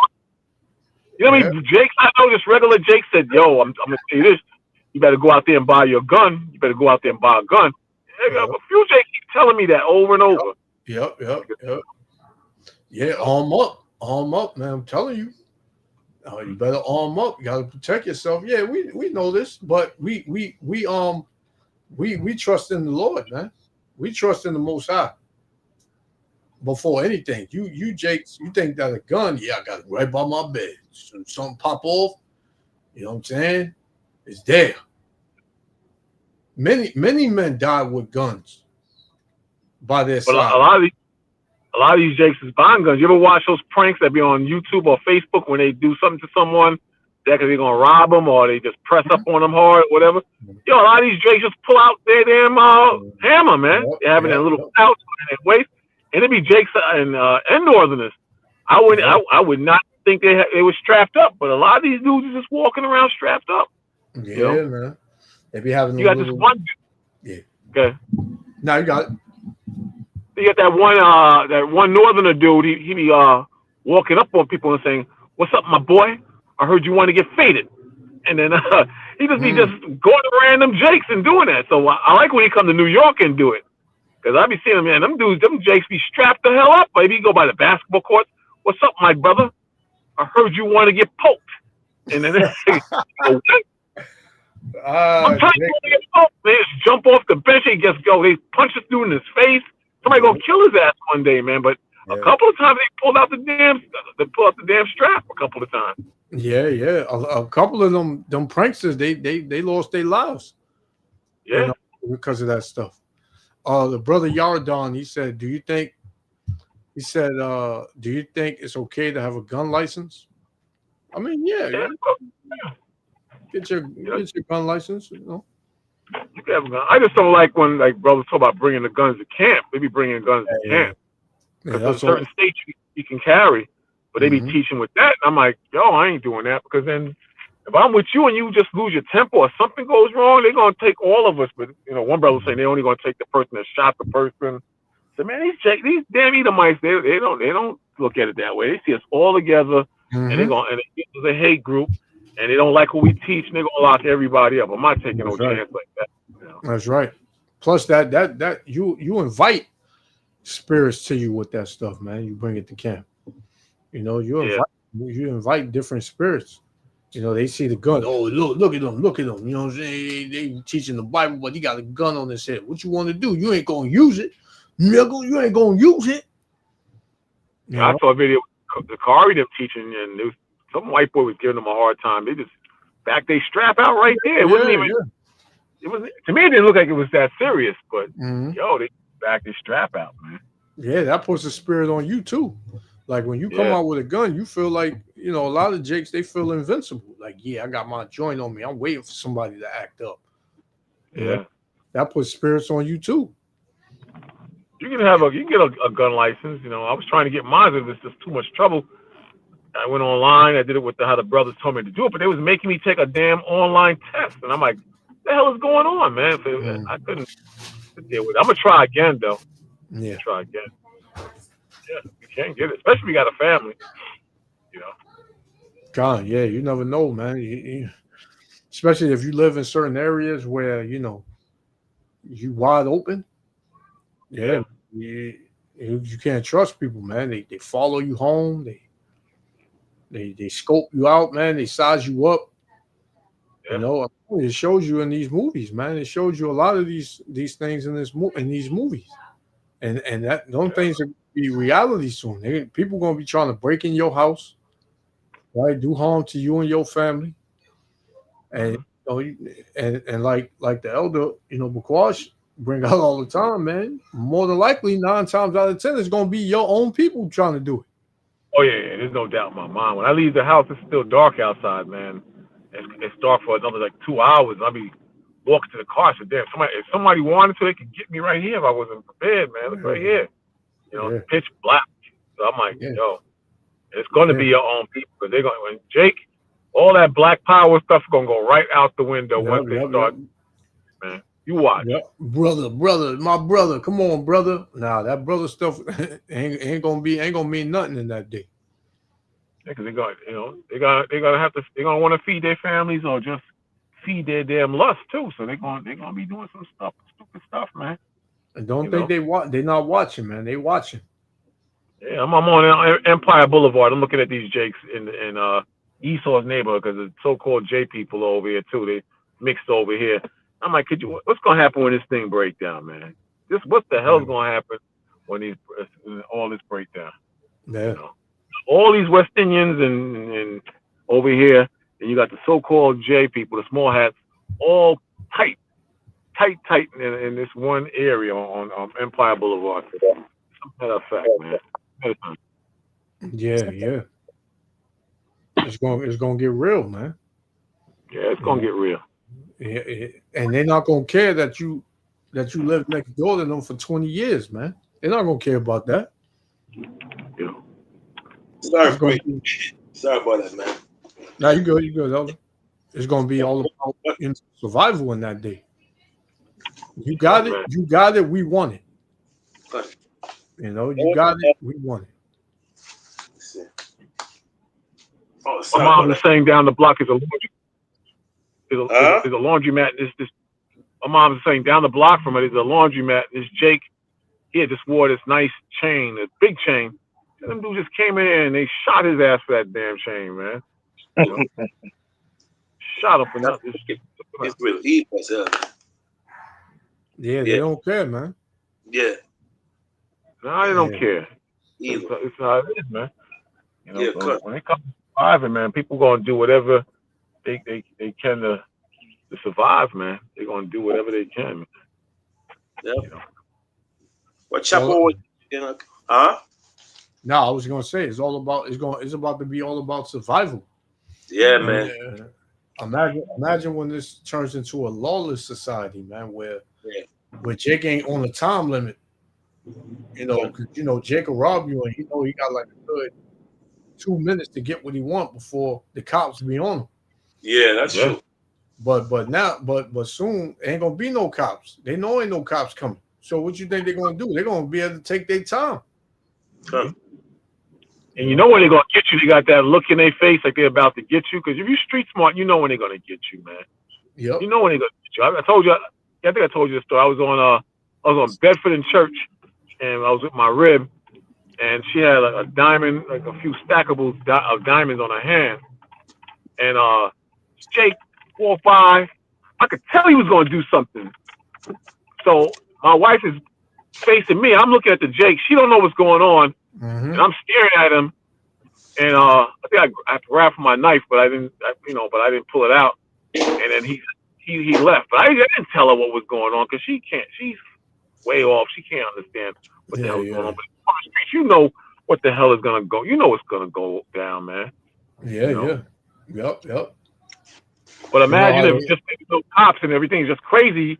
You're gonna have to have your burner on you or the Spirit of the Most High. Well, the Spirit of the Most High first, but you're gonna have to defend yourself. Gotta have that discernment.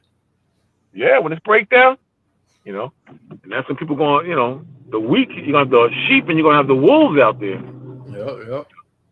Some gonna come close to you, like your people that you'll never expect. Yeah. Man. Brother said surviving the game movie. Yeah. These ninjas are savages, man. 94, brother pulled out the pulled that out the archives, man. 1994 surviving the game. And this is where brothers get into debate when the scripture says sell your garment and buy a sword. Some believe it don't mean what it says, or some mean it means something else. We'll see, man. Because those are hard times the Most High is talking about. Yeah. Okay, I found the book. The book we're looking for a while. This is the book right here. It's called the Roman Empire, right? A biographical guide to the rulers of Imperial Rome. Remember I said earlier, from 31 BC to 476 AD, right? That's the Western Empire. Sorry, by Michael Grant. Michael Grant is the author.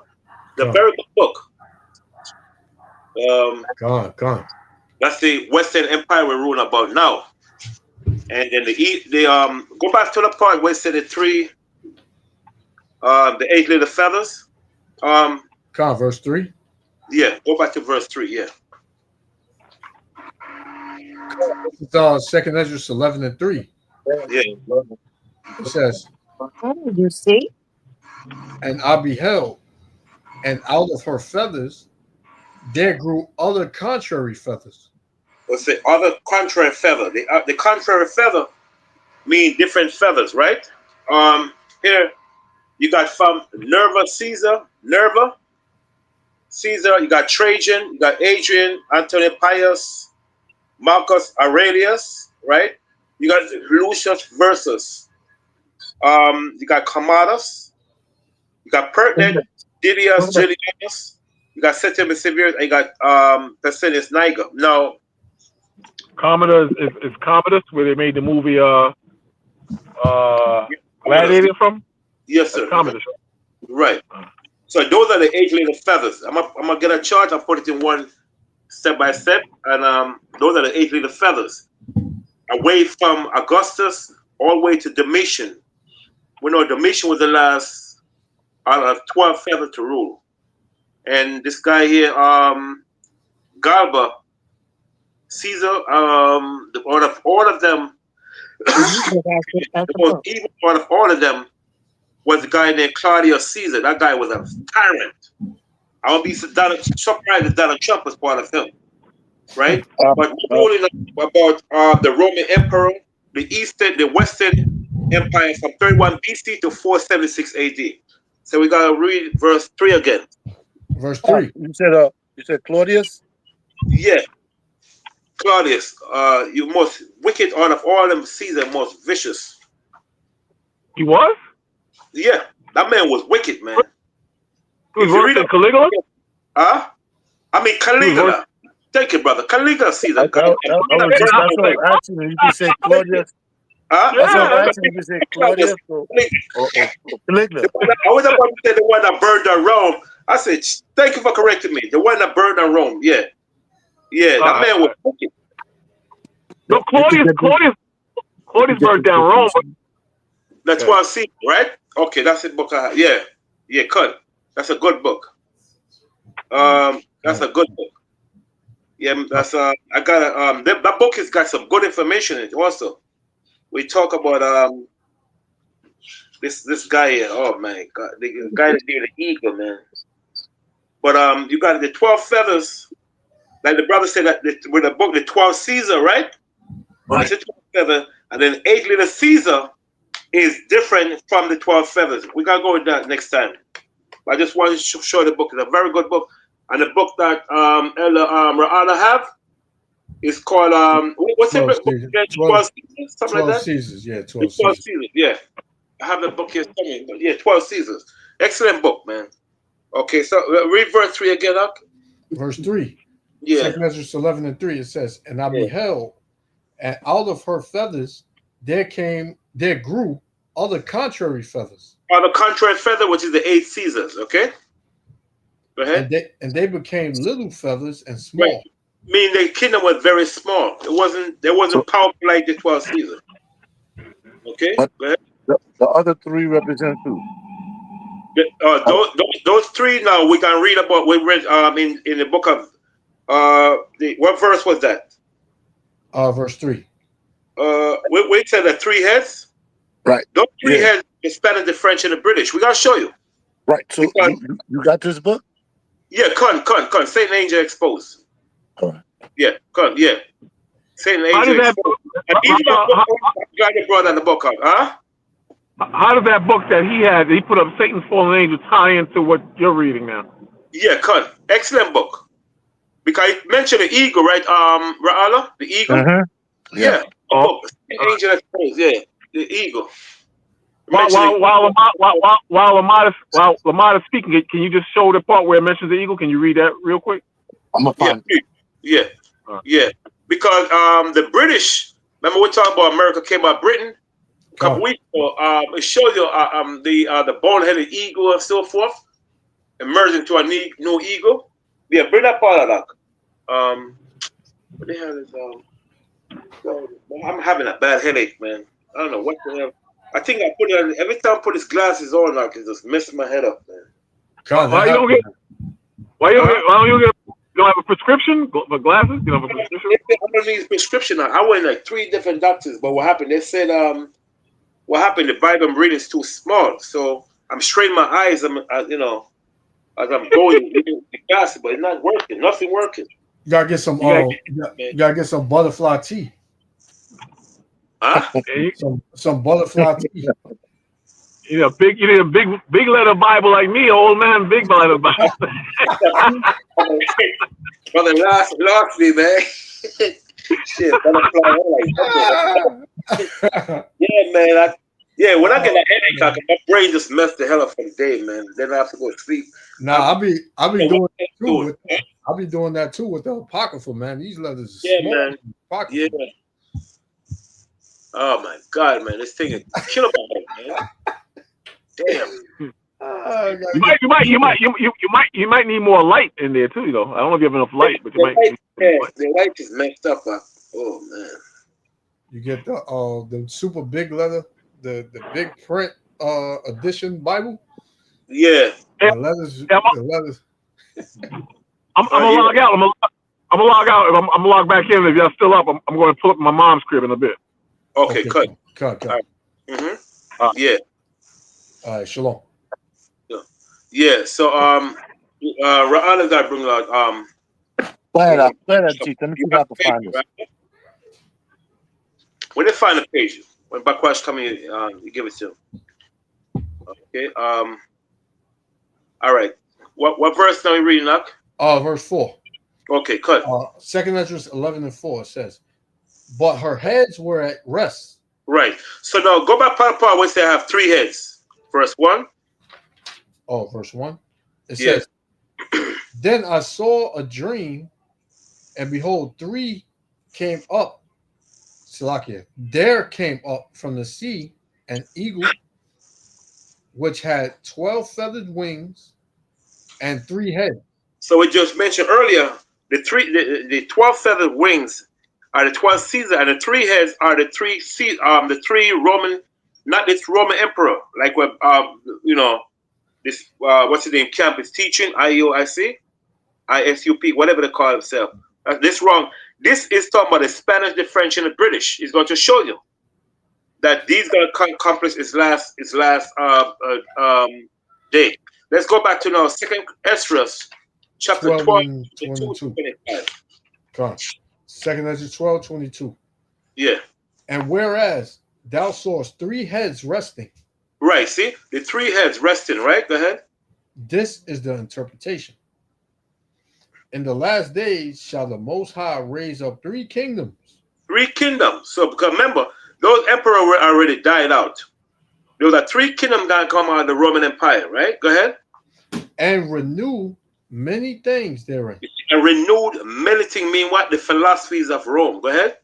And they shall have the dominion of the earth. Mm-hmm. And of those that dwell therein, Mm-hmm. with much oppression. Right. So the British Empire, they ruled the earth with much oppression, man. They conquered India. They conquered different places. I mean, they killed almost 1 million people in India. 1 million, Zach. People in India. So they ruled the empire, other empire in wicked, much oppression. They ruled China. Remember, the British conquered China. When they conquered China, they used opium to control the people. Them. Remember, it was 20,000 British troops that conquered China. When China wasn't an empire, you know what I'm saying? Was nothing. And they used the opium drug to control the people. Them, man. Okay, go ahead. It says, above all those that were before them. With those being what? The emperor that was before them, right? Go ahead. Therefore, are they called the heads of the eagle? The heads of the eagle? Because why? Because they going to continue what the Roman Empire left off. Go ahead. For these are they that shall accomplish his wickedness. See? For these are they that will accomplish what? Its wickedness. See? Now, let's and shall what? Read that verse again. I shall continue his end, right? It says, for these are they that shall accomplish his wickedness, Mm-hmm. and that shall finish his last end. And shall finish what? His last end. Right? Now, when you read down, it show you about British Empire have war with the Spanish, the French, and so forth, and they go into America, right? Now, let's go back now to Second Ezra, now chapter 12, and we're going to continue where we left off. What verse we left off? Verse 25. No, Second Ezra, sorry, we finished that already. I will just to show you that these 3 heads is talking about the last days. Come on. We're going to go into Second Ezra now, chapter 11, now verse 4 now. 11 and 4. Second Ezra 11 and 4. Yeah. But her heads were at rest. So why would the Bible say her head was at rest? Because the Bible said, for thee shall accomplish what? Is wickedness in the last days. So the British, when the Bible said, but her head was at rest, because the British Empire wasn't ruling us yet, and the Spanish, the French. The Most High shaped up those 3 kingdoms to establish the wickedness of the Roman Empire. So that's why his Bible said, but they were at rest. Go ahead. The head in the midst was greater than the other. What was in the midst? The British Empire. The British was greater than the Spanish and the French at one time. There's an old time saying that the sun never sets on the British Empire, right? That's what they always said. So the British Empire was the greatest empire away from Spanish and the French. That's why the Bible said, but the head that were at rest, which is the Spanish, the French, the British, the head in the midst with the British was greater than the others, was greater than the Spanish and the French. When you read the history, go ahead. It says, yet rested it with the residue. Right, because there wasn't a time to rule. While the Roman Empire was ruling, the Most High had 3 kingdoms ready to set up to finish what the Roman Empire left off in the last days. Okay, go ahead. Moreover, I beheld, and lo, the eagle flew with her feathers. So the eagle, which in Rome, flew with her feather, means rule. Go ahead. And reigned upon the earth, and over them that dwell therein. So we know that's the talk about what? Imperial Rome. From 31 BC to 476 AD were known as Imperial Rome. Okay, go ahead. And I saw that all things under heaven were subject unto her.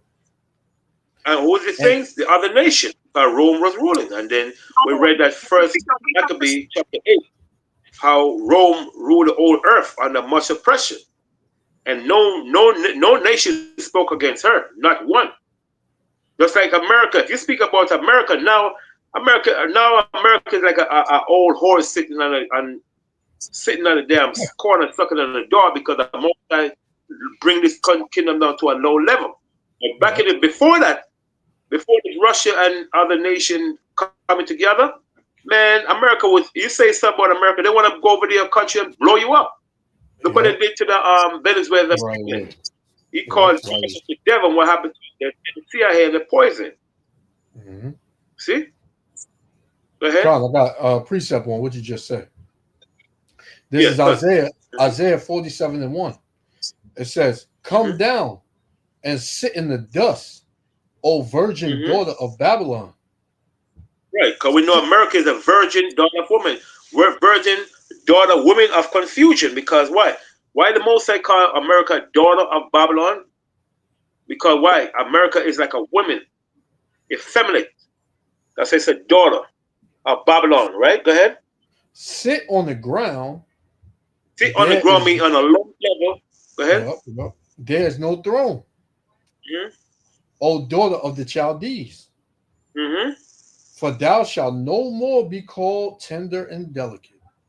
Which tender and delicate mean top kingdom. And also America not gonna call no tender and delicate because somebody when them Russian hit this place, America no more gonna be called no tender and delicate. That's right. You see? Untouched. Just like when a woman never, with a man, she's a virgin. America never get hit by damn missiles. Real missile. But when you get hit, you're gonna see chaos, man. See? Bring that part, jump to that part where say, oh, mother of Babylon, daughter, or something. Read that part again. Say daughter of Babylon. It says, "Come down and sit in the dust, O virgin daughter of Babylon." So we know it's not talking about ancient Babylon, because ancient Babylon doesn't have a mother.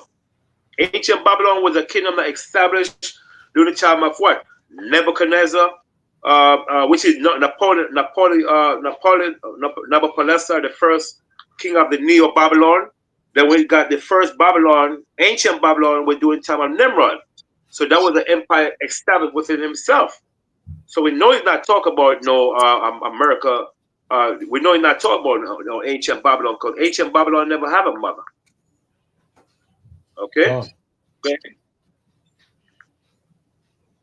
It says, sit on the ground.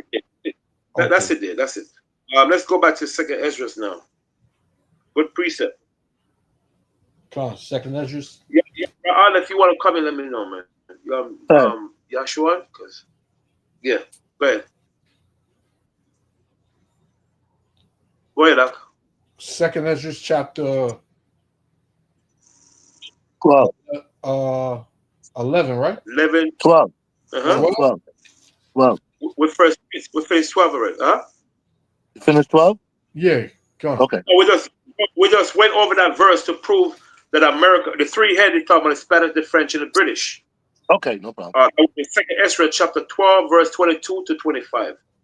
To prove that the three-headed, not talking about the Caesar, it's talking about the Spanish, the French, and the British. And I got to show you more proof. So 11 now, verse 5. 4 now. 4. 4 again? Come. Oh, we're ready. 4 already, right? Yeah, come.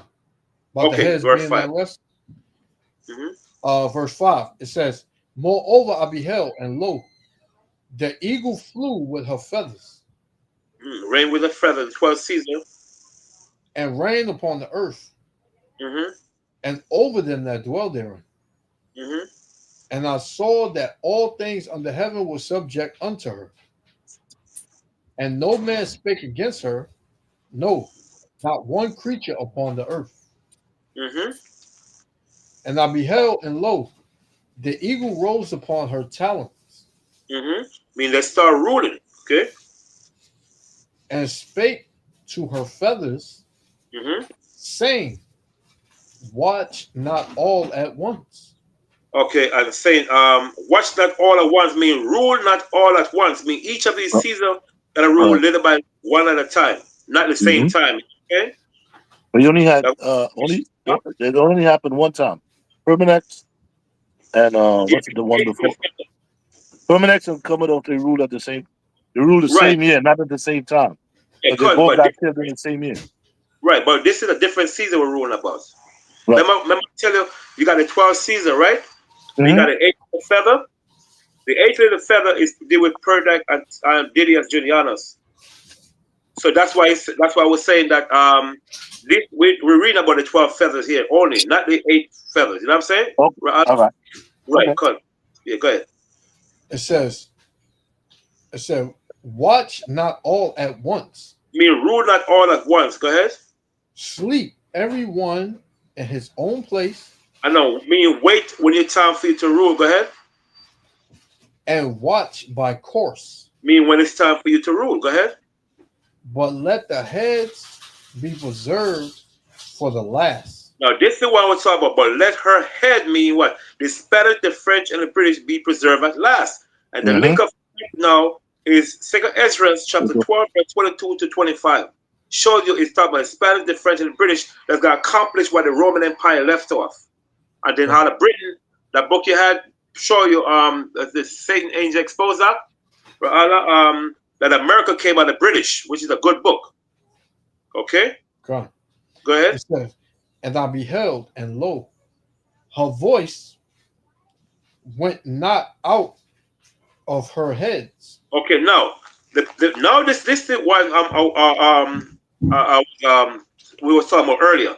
When the Bible say the voice went not out of her head. The voice means the conflict that went into Rome. Remember we were talking about internal conflict within the empire. Con. Right, the internal conflict. Right, I think we were talking about it a couple of weeks ago, also, right? There's gonna be America gonna be destroyed through internal conflict. Part of it, yes. Right, that's why everybody said. We spoke about it too. Yeah, we spoke about it too. Right. That's why the Bible says the voice went not. Read up part again. Verse 10, right? It says, verse 10, and I beheld, and lo, the voice went not out of her heads. Okay, the voice went not out of her head. The voice mean the conflict went not out of her head. In other words, it was not outside internal that caused Rome to start falling. It was internal, right? Go ahead. But from the midst of her body. You see, from the midst of our body mean what? Internal conflict. So it wasn't outside internal that caused Rome to fall. It was internal internal conflict that started the beginning of the fall of Rome. Then the outsider now, guess what? They start coming and start destroying Rome because the internal conflict. That's what the Bible said. The voice went not out of her, but in the midst of her. Mean what? In internal conflict. And so when it says voice, mean the conflict did not start from outside, but what? But inside, meaning what? In the midst of her, mean in the middle of her. And you got that going on in America today, the internal conflict. You know, this place is divided. You know, this place is divided on every level, man. Right? I got a precept for you for that also. The same chapter. I think is in second. Oh boy. Second Ezra chapter 12, 17 to 18. Yeah, second Ezra 12, 17 to 18. 17 to 18? Yeah. Second Ezra 12 and 17, it says, as for the voice which thou heardest speak, and that thou sawest not to go out from the heads, but from the midst of the body thereof, this is the interpretation. That after the time of the kingdom there shall arise great strivings You see, between what? Between the Caesars. Because they just like to see what happened in America today. They're against Trump, what Trump is doing. The Republican, a lot of Republicans don't agree with this man is doing. The Democrat don't agree with what he's doing. So now you got internal conflict within the empire. That's right. Yep. That's what the Bible says. The voice means the conflict when not out of our body means it's not an outside conflict that begins to fall off Rome. It was what? It was in the midst of her, which is what? Internal conflict. Okay? Okay, go ahead. It says, and it shall stand in peril of falling. Mm-hmm. Nevertheless, it shall not then fall. You see? Why? Because guess what? Jumped up. He says, but she should not fall, right? Go ahead. It says, but shall be restored again to his beginning. And who is going to restore those again to Rome beginning? The Spanish, the French, and the British. Mm-hmm. Because they're going to continue with Rome left off. And they Come on. Right? So that's why the Bible said these three heads will face the last days. Come on. Read 19 also. Yeah, read 19. Verse 19. Yeah. And whereas thou sawest the eight small under feathers sticking to her wings, this is the interpretation. That in him there shall arise 8 kings. 8 kings, right? 8 little feather. We just read earlier. Hold on, 1 second. 1 second. 8 little feathers. You got Nerva, Trajan, Adrian, Antonius Pius. This is what Elder Ra'ala was saying. You got Marcus Aurelius. You got Lucius Versus, Comnenus. You got Pertinax, right? And Titus Julianus ruled at the same time, right? So that's why I put it as 8 feathers, because Pertinax and Julian ruled at the same time, right? And then, like I said, you got Nerva, you got Trajan, you got Adrian, you got Antonius Pius, Marcus Aurelius, you got Lucius Versus, and you got Commodus, and then Pertinax. Yes, sir. Pertinax, Right, but Pertinax and Commodus, they didn't rule the same time, but they ruled in the same year. They both got killed in that very same year. Yeah. So you can get this book here. Right, Imperial Rome, Imperial Rome. You have all the names are right here of all the And the time frames that they ruled. Yes, right here. If you look on the side of it, you'll see the time frames. Yeah. Come on. Yup. So you get a better understanding of when you read that in the what we were just reading, you got a greater understanding of what time period that unfolded. Yeah. Come. So do y'all believe that they are that if not all of them, most of them are on the earth today? Of course, definitely. Well, somebody probably died all right? But about what it was last week, Trump called all those generals. Yeah. I'm thinking some of them generals. God, I forgot about that, man. Yeah. The scripture said they all had the same mind, so they all think alike. Yeah. You're right. Yeah, that just happened too. Yeah. Man, that just happened. I forgot about that. I wonder what that was about. So I heard some of them walked out. They said, "Hell no." Because that war in Venezuela, that could be big, man. Yeah. Because said Russians took some of their latest missile systems there, and that they say, we're gonna hit every base from Florida, come all the way back down, every base. If you attack Venezuela. Who said that? Russia? Putin. Oh, he said that about the U.S. Yeah. Yeah, it was one general that said pretty much he was against Trump. He was saying he gonna uphold the Constitution because pretty much Trump is going against the Constitution. So he said he willing to die to uphold the Constitution. Yeah. And the So I don't Monroe know. and shit. Yep. Yeah, I don't know if that was one of the generals that you saying walked out or what, but yeah. What, you said the Monroe Doctrine? What you just said, the Monroe Doctrine? Remember the Monroe Doctrine? Yeah, no, yeah.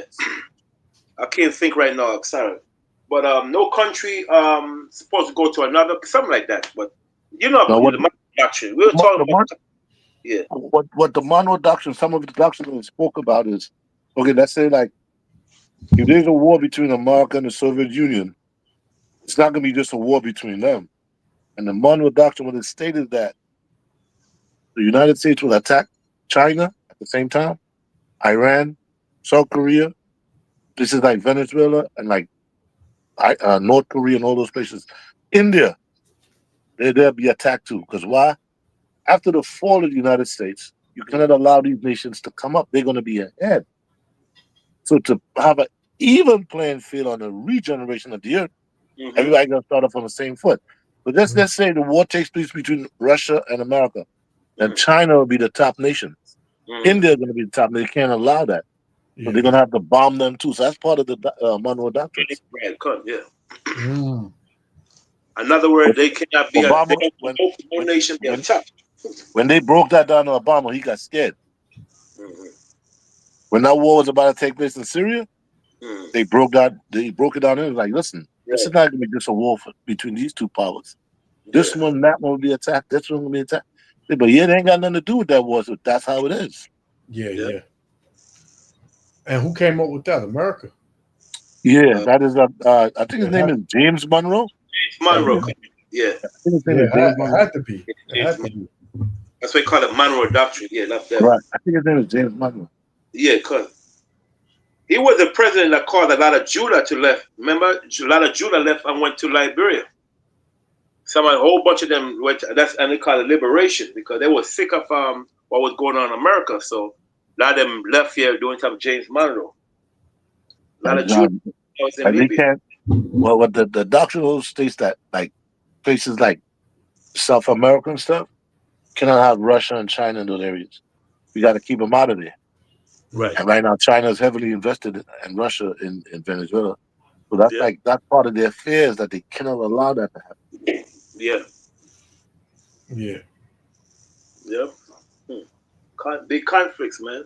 Yeah, because it's pretty much been, you better not do this, you better not make that move, you better not do that. But you know, ain't nobody listening to nobody. You know, everybody like, man, listen, I'm gonna do what I want. Yep. You know, like America told Russia to end the war with Ukraine. And what happened when Putin got back home? Yeah, they bombed Ukraine again. They escalated and stuff. Yeah. He told China don't invade Taiwan. What China did, man. So everybody like, man, to hell with what you saying. I'm gonna do what I want to do. America's not the big bad brother no more. What happened there? On too much fronts. They can't fight a war right now because they got Europe, they got the Middle East with Israel. You know what I'm saying? The South China Sea, they spread apart right now. So a real concentration on war, they can't fight it right now. Yeah, you got everybody everywhere. Threat thin, man. Just like Rome, they're threat thin. They're all over their place. You know what I'm saying? You attack me, I'm right there. Yep. When Rome was attacked by the barbarian king, can't remember the brother's name, man. It was the first Germanic tribe to rule Rome. Oh God, I can't remember the guy's name. Man, Rome have to pull their military from Britain all over. All over. Then when Rome pulled their military out of Britain, there was the last king that was ruling that time was a brother named Romulus Augustus. They called him Little Caesar. I was a brother. Then when Rome pulled out of Britain, then the two Anglo-Saxon brothers took over when Vertigern invited them. They took over damn Britain, man, and started ruling. So, you know, it's gonna be a crazy one, man. But Yeah. we're gonna shock when they see America got damaged by missiles. You know what I'm saying, Rob? Mhm. They got a shock because a lot of Israel, especially our people, they don't believe America gonna get touched on. They just thinking this country gonna go on forever. Like, remember the scripture remember that scripture in the Bible when Moses, it tells you there's in Ecclesiastes. Oh man, sorry, I can't think right now. This thing messing my head right now. The glasses. When it said one tree grow, another. It's in Ecclesiastes. It's in Apocrypha. Oh, Sirach. One tree grow. Yeah, one tree cometh, another. One tree. No, one. No. You gotta say something. Man. Let me. One three or one tree. I think 1:3. One second. I think. No, Ecclesiasticus chapter 14 and 18. That's the one on one. Sorry. Something like Ecclesiasticus 14 and 18. Yeah. Man, this guy, man. I put this thing on, brother. This thing give me a headache like crazy, man. Like I'm great and frightened, man. Damn. Yeah, when I wear my shades sometimes, man, my Your eye strain. When I Huh? wear Those shades, shades, them shits is not good for your eyes, man. Your shades, right? No, it's not good for your eyes. Man. Oh man. come. Sunlight, you see, you're diminishing the sunlight in your eyes, and the sunlight, Yeah. your eyes need the sunlight. Come. Mess you up, so it messes up your eyes. Yeah, cut. Yep. Oh yeah, 14 and 18. That's it. Yep. Con, this is Sirach chapter 14 and verse 18. It says, as of the green leaves on a thick tree. So the green leaves are the kings, and the thick three represent the kingdom. Go ahead. Con, some fall. Some falls means some rule. We just read about Rome rule. The Spanish Empire rule, the British, the kingdom rule, America's ruling, their daughters ruling, you know what I'm saying? Go ahead. And some grow. Some grow. Some come, some fall, and some grow means another kingdom come up to rule. Go ahead. So is the generation of the flesh and blood. One cometh to an end, and another is born. Another is born. So there's nothing you could do. When the empire came, the Babylonian kingdom came, the Neo Babylon. Moses tell Nebuchadnezzar, your kingdom gonna fall. Then when Nebuchadnezzar kingdom fall now, then who came up? The Persian rule, and the Cyrus II, and his son Cambyses II, they rule, right? Then they fell. Then here come the Greeks. The Greeks rule. They fell. Here come the Roman Empire. The Roman Empire rule. And then another kingdom came up and so forth. You know what I'm saying? So no kingdom rule forever. It's impossible. But for some reason they think just to stay on top. It's not gonna happen. And for some reason everybody believes that America is gonna last forever. Yeah, no kingdom. I think it's Psalms 49:11. Yep. Their houses. That's a that's a good one. Yep. The inward thought is that their houses shall continue forever. Yeah, cut. Yep. Psalms 49. Good one. Yeah, cut. Psalms 49 and 11. It says, their inward thought is that their houses shall continue forever. Cut. And their dwelling places to all generations. Exactly, to all generations. They shall call their lands after their own names. Yep. Good. Just like they did. North America, South America, Europe, Finland. Go on. Oh, it's not. I was Googling something, right? Look at it. He said, no empire lasts forever. What's next for the U.S.? Yeah, man. Yeah. Said, no empire rule forever. What next for the U.S.? I was just Googling something. It just pop up. Yeah. Go on. So it shows you, man. No kingdom lasts forever, brother. I'm sorry. Yeah. And this place is going out with a bang, man. Yeah. They're not gonna give up like that, Joe. Esau would never give up like that. Yeah, no. Never. He will never give up like that, Joe. Just walk away. He won't do that, Joe. They said this is their last chance. That's right. Right? This is their last chance, man. They gotta They gotta pull them all. They gotta pull all they moves out. Well, they was trying to pull up a move. I was reading on the American Index. They were trying to pull up this move. What they were doing. They Trump passed this thing called the Genius Act. You read about it? The Jesus Act. Oh, the Genius. Genius Act. And what they was about to do is going to mint bitcoins, and they're going to match dollar for dollar with bitcoins. Right? So that's why they was introducing all the high tariffs, 100% tariffs. So when people would buy stuff and sell them stuff with high tariffs, they would use that tariff and convert it into bitcoins. Then they would take the bitcoins, right, and add it to the dollar. Then they would take the dollar and put it up on a cloud. And what that would do, it would evaporate that $37 trillion debt they got. It would evaporate everything. So the Russians became aware of that, and they put the word out. So the Russians is the one that's really blocking them in all ways, you know. Yeah.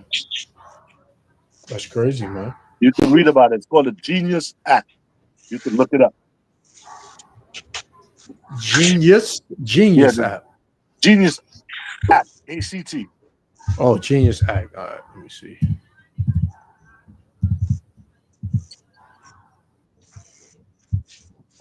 Yeah. Let's get it here. Let's see. Shit.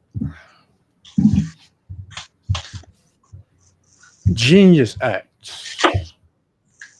It says the Genius Act is U.S. law, officially the guiding and establishing national innovations for U.S. Stable Coins Act that establishes a federal regulatory framework for payment stable coins.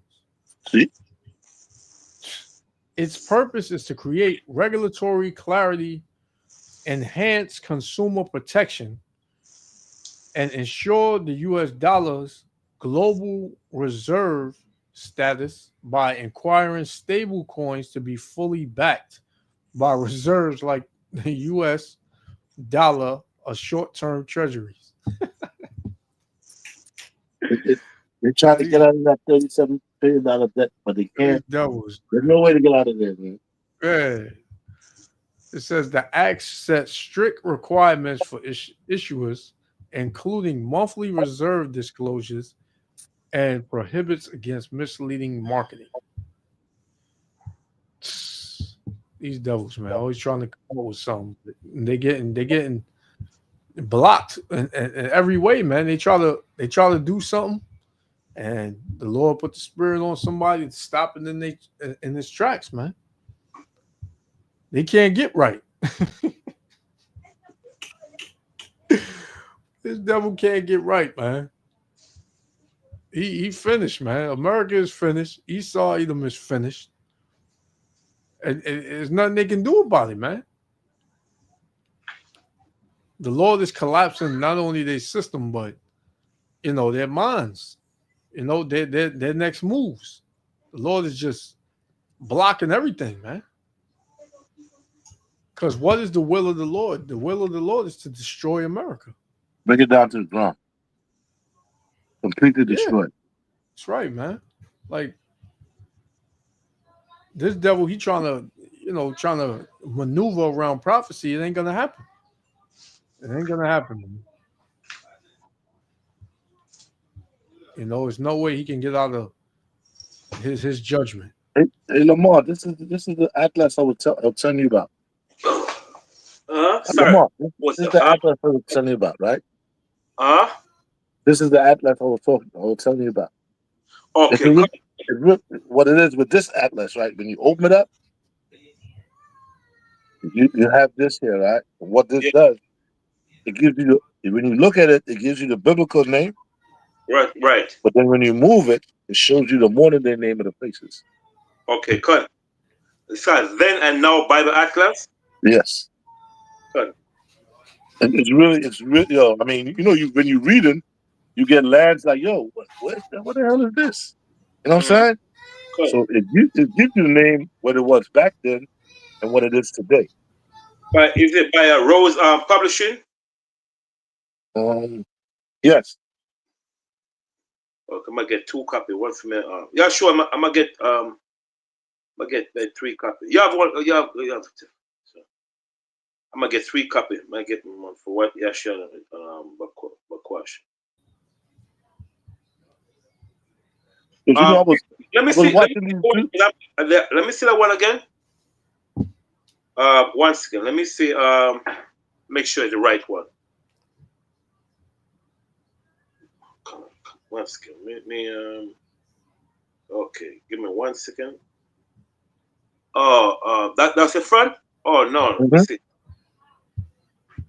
Yeah, this devil, man, he trying everything, man, to keep his kingdom afloat. That's the wrong one I have. 1 second, please. Yeshua. Then and now. That's the front, right? So I don't know why am I seeing it. That one. Then and now. Oh, okay.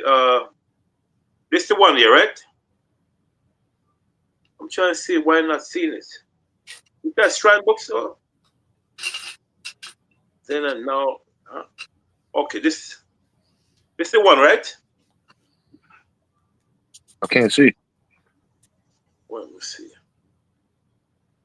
Okay, this said the lock. This. Can you You see? gotta hold it up. I'm over. Yeah, that's it. Yeah, That's it. Okay, cut. I'm gonna get 3 copies. Thanks.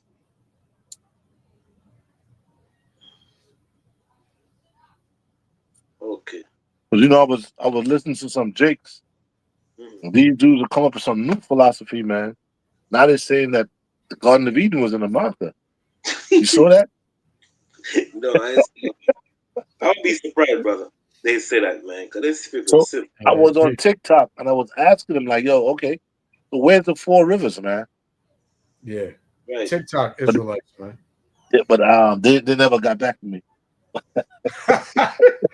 They said, "Oh, nah, that's too deep. I got it. Let me." Where's the 4 rivers?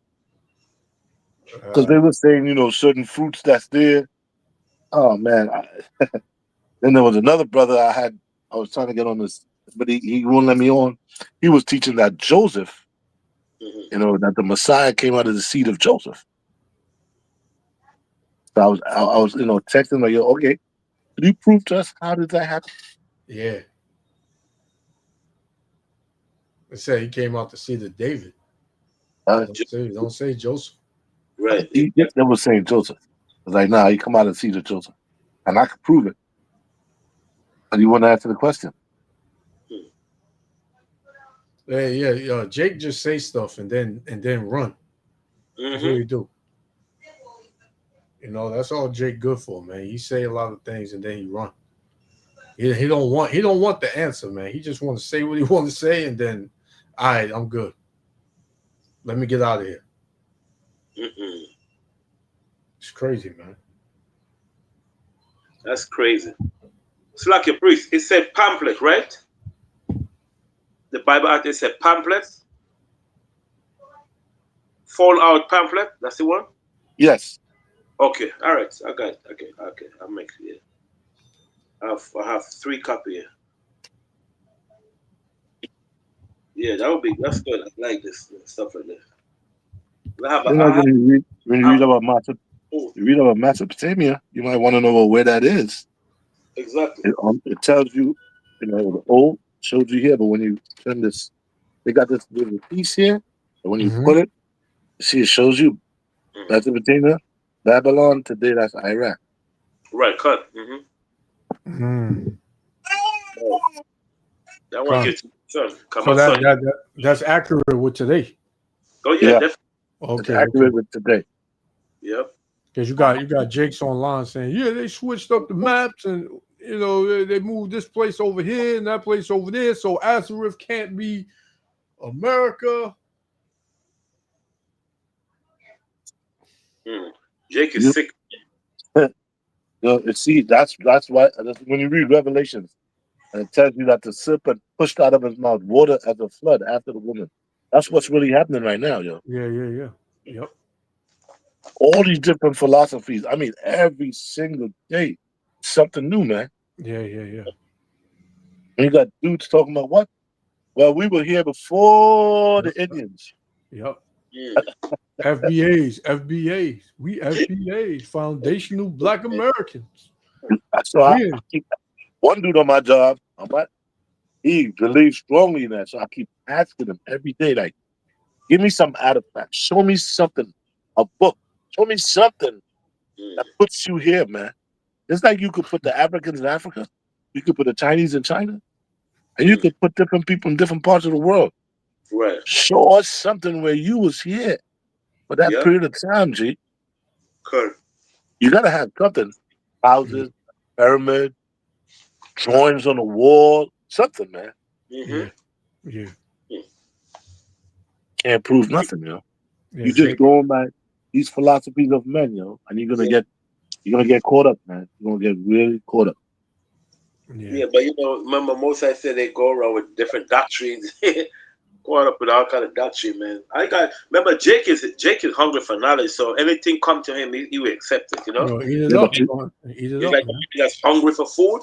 You give many goddamn thing. You don't care how good the food cooked. You're gonna eat it all up, man. You're gonna eat it all up. Spirit, man. They hungry for knowledge, huh? So that's why, Then the brother's talking about 3 different things at once. And then you're like, man, what like land your point, man. And he never got the point because he's so bugged out in the head with all these philosophies and all that. It's crazy, man. When you start going that way, that's why you sometimes a lot of brothers be talking to themselves on the train. That's so follow me. Yeah. You seen the brothers that you know, like, wait a minute, man. I know this brother real good, man. Why's he talking to himself? Yeah. And because you're starting to let those seducing spirits take a hold of you, man. Yeah. They overflowing. Overflowing in you too, man. You can't put it all together. So now it's overflowing out of your spirit now. Now you're looking bugged out. Now you're looking bugged out, man. One brother was saying how what he said, the brother asked, he asked something about the animals. But I was like, man, what kind of question is that, man? He asked something about the animal during the time of Noah. Saying something about why the Lord didn't have mercy on the animals that died in the flood and all that stuff, man. Why he only kept 2, and I'm like, dude, what kind of question is that, man? I mean, how could one question the Lord, man? Yeah, like, come on, man. Most of say his thoughts is way above our thoughts, man. You know what he's doing. Some things are just above our pay grade, man. Right. Just above us, man. It's beyond human reality sometimes, Yeah. Sometimes you just gotta leave that alone. Like you just can't. That's something the Lord will probably never reveal to you why He did that. It's like trying to figure out where the Most High came from, how He get this power. Yeah, who made the Most High? Who made him? Who is his father? One guy, TikTok, he teaches that he was teaching that Satan is God's father. That dude is a demon, man. That's crazy. Yeah, the waste of like I was telling Bakosh, coming on TikTok is a waste of time. They have all these debates, but they never have a final conclusion. They don't have an answer to nothing there. Like there's none of those sites you could go on and say, you know what, I'm gonna listen to these dudes and let's see. They talk about one thing, they never come to a conclusion. They never got a point. Yeah. Nope. They just battle each other out, push each other out, talk over each other. Then on the end, there's nothing. You can't learn nothing from that, man. Yeah, that's why I said a lot of the times having these debates is pointless because you get brothers to come up on the live and they just want to talk and try to persuade you, and we're not going to be persuaded. No, none of these other doctrines, and then we trying to tell them what's the truth, but they just stuck in their ways. So really, it's just a waste of time, man. You know It what I'm is. saying? That's what I'm saying. Scripture said it takes what? Two to warm the bed, bro. But they got to be in agreement. Yeah. And the Lord said, talk not much with a fool. So Lest it be you, like unto. you coming to me with some other doctrine? I don't believe in that doctrine. The reason why I read the scriptures, if you could come to me with the scriptures and show me something that I probably overlooked, the most I didn't reveal to me, Yeah. and you probably could show me, I'll go, you know what I'm saying? Once it Yeah, makes it's different. sense That's to different. me, something different. But coming with new doctrines out, you cannot persuade me. Like, yo, I got this book. Look, check this book out. The Giraffe Chronicles. I see in this, man, that listen, man, the Most High might be dwelling amongst the animals. You be like, man, brother, all right, man. They sit my town, bro. I tell them straight up. A lot of dudes I tell, yo, sometimes they see my menorah and they're like, yo, man, you sit inside. Like, yeah. Yo, you ever read this book? I said, listen, that book doesn't correspond with the Bible. I read it. I would just take it for face value. Yeah, exactly. Yep. Come on. Yep. We got to give you some type of history that deals with the Bible. Yeah. It has to coincide with the Bible. Yep. Yeah. Because that's our foundation. Everybody knows that. So why would you try to come with some other book that's totally opposite to the Bible and try to teach us something out of that? No, we're not gonna. No, it's not gonna happen, man. It ain't happening to me. I can guarantee you that. I tell them straight up. Yeah, we're gonna dismiss that quick, fast, man. Nah, get up out of here with that, man. You know. But if it's dealing with history, a history book that coincides with the Bible, that's different. But you come with a whole nother book, nah, it's not gonna work. Hey, Elder, you got something else? Or we gonna probably close down? You on mute, Elder. You on mute. Sorry, we're gonna finish up 4 more verses. I think we have 4 more verses to go. Second Ezra 11. Okay, come. Second Ezra 11 and 12. 12 no. 11. Okay, we was explaining Second Ezra 11:10 now, right? Before. Okay, verse 9. We were supposed to explain verse 9 about the 3 heads, which is the Spanish and French and the British, that was supposed to accomplish what the Roman Empire left off, right? That's what was left off, right? If I'm not mistaken. Right? Yeah, 9. We on 9. Yeah, we on 9. Yeah, go ahead. Come on, Second Ezra 11 and 9. But let the heads be preserved for the last. So we know the Spanish, the French, and the British, because they are going to accomplish what the Roman Empire left off, right? And I beheld, and lo, the voice went not out of her heads. So when the Bible says, and the voice mean the voice mean, when you look at the word voice, mean the conflict went not out of her head, mean the internal war, the war between Rome was not outside, outside. It was internal. So when it said the voice mean the conflict went not out of head, in other words, it was an internal conflict that began the fall of Rome. But right, go ahead. When you read the rest of it, it basically answers that question. Cut. It says, but from the midst of her body. See? But from the midst of her body. Insert. Right. Yeah, inside. It came from inside. Yeah. You know. Cut. It says, and I number her contrary feathers, and behold, there were 8 of them.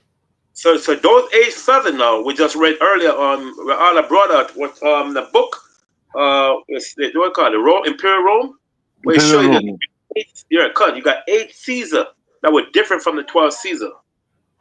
And the Trajan, you got Commodus and so forth. There were 8 Caesar that were different from the 12 Caesars. Okay? So there were a number 8 of them, which is the 8 little feather, not the 12. It does not have nothing to do with the 12 Caesar. This is talking about the 8 little feathers, which we just read earlier. I'm going to go back in the book again and call it Trajan, You got Trajan, Caesar, got Trajan.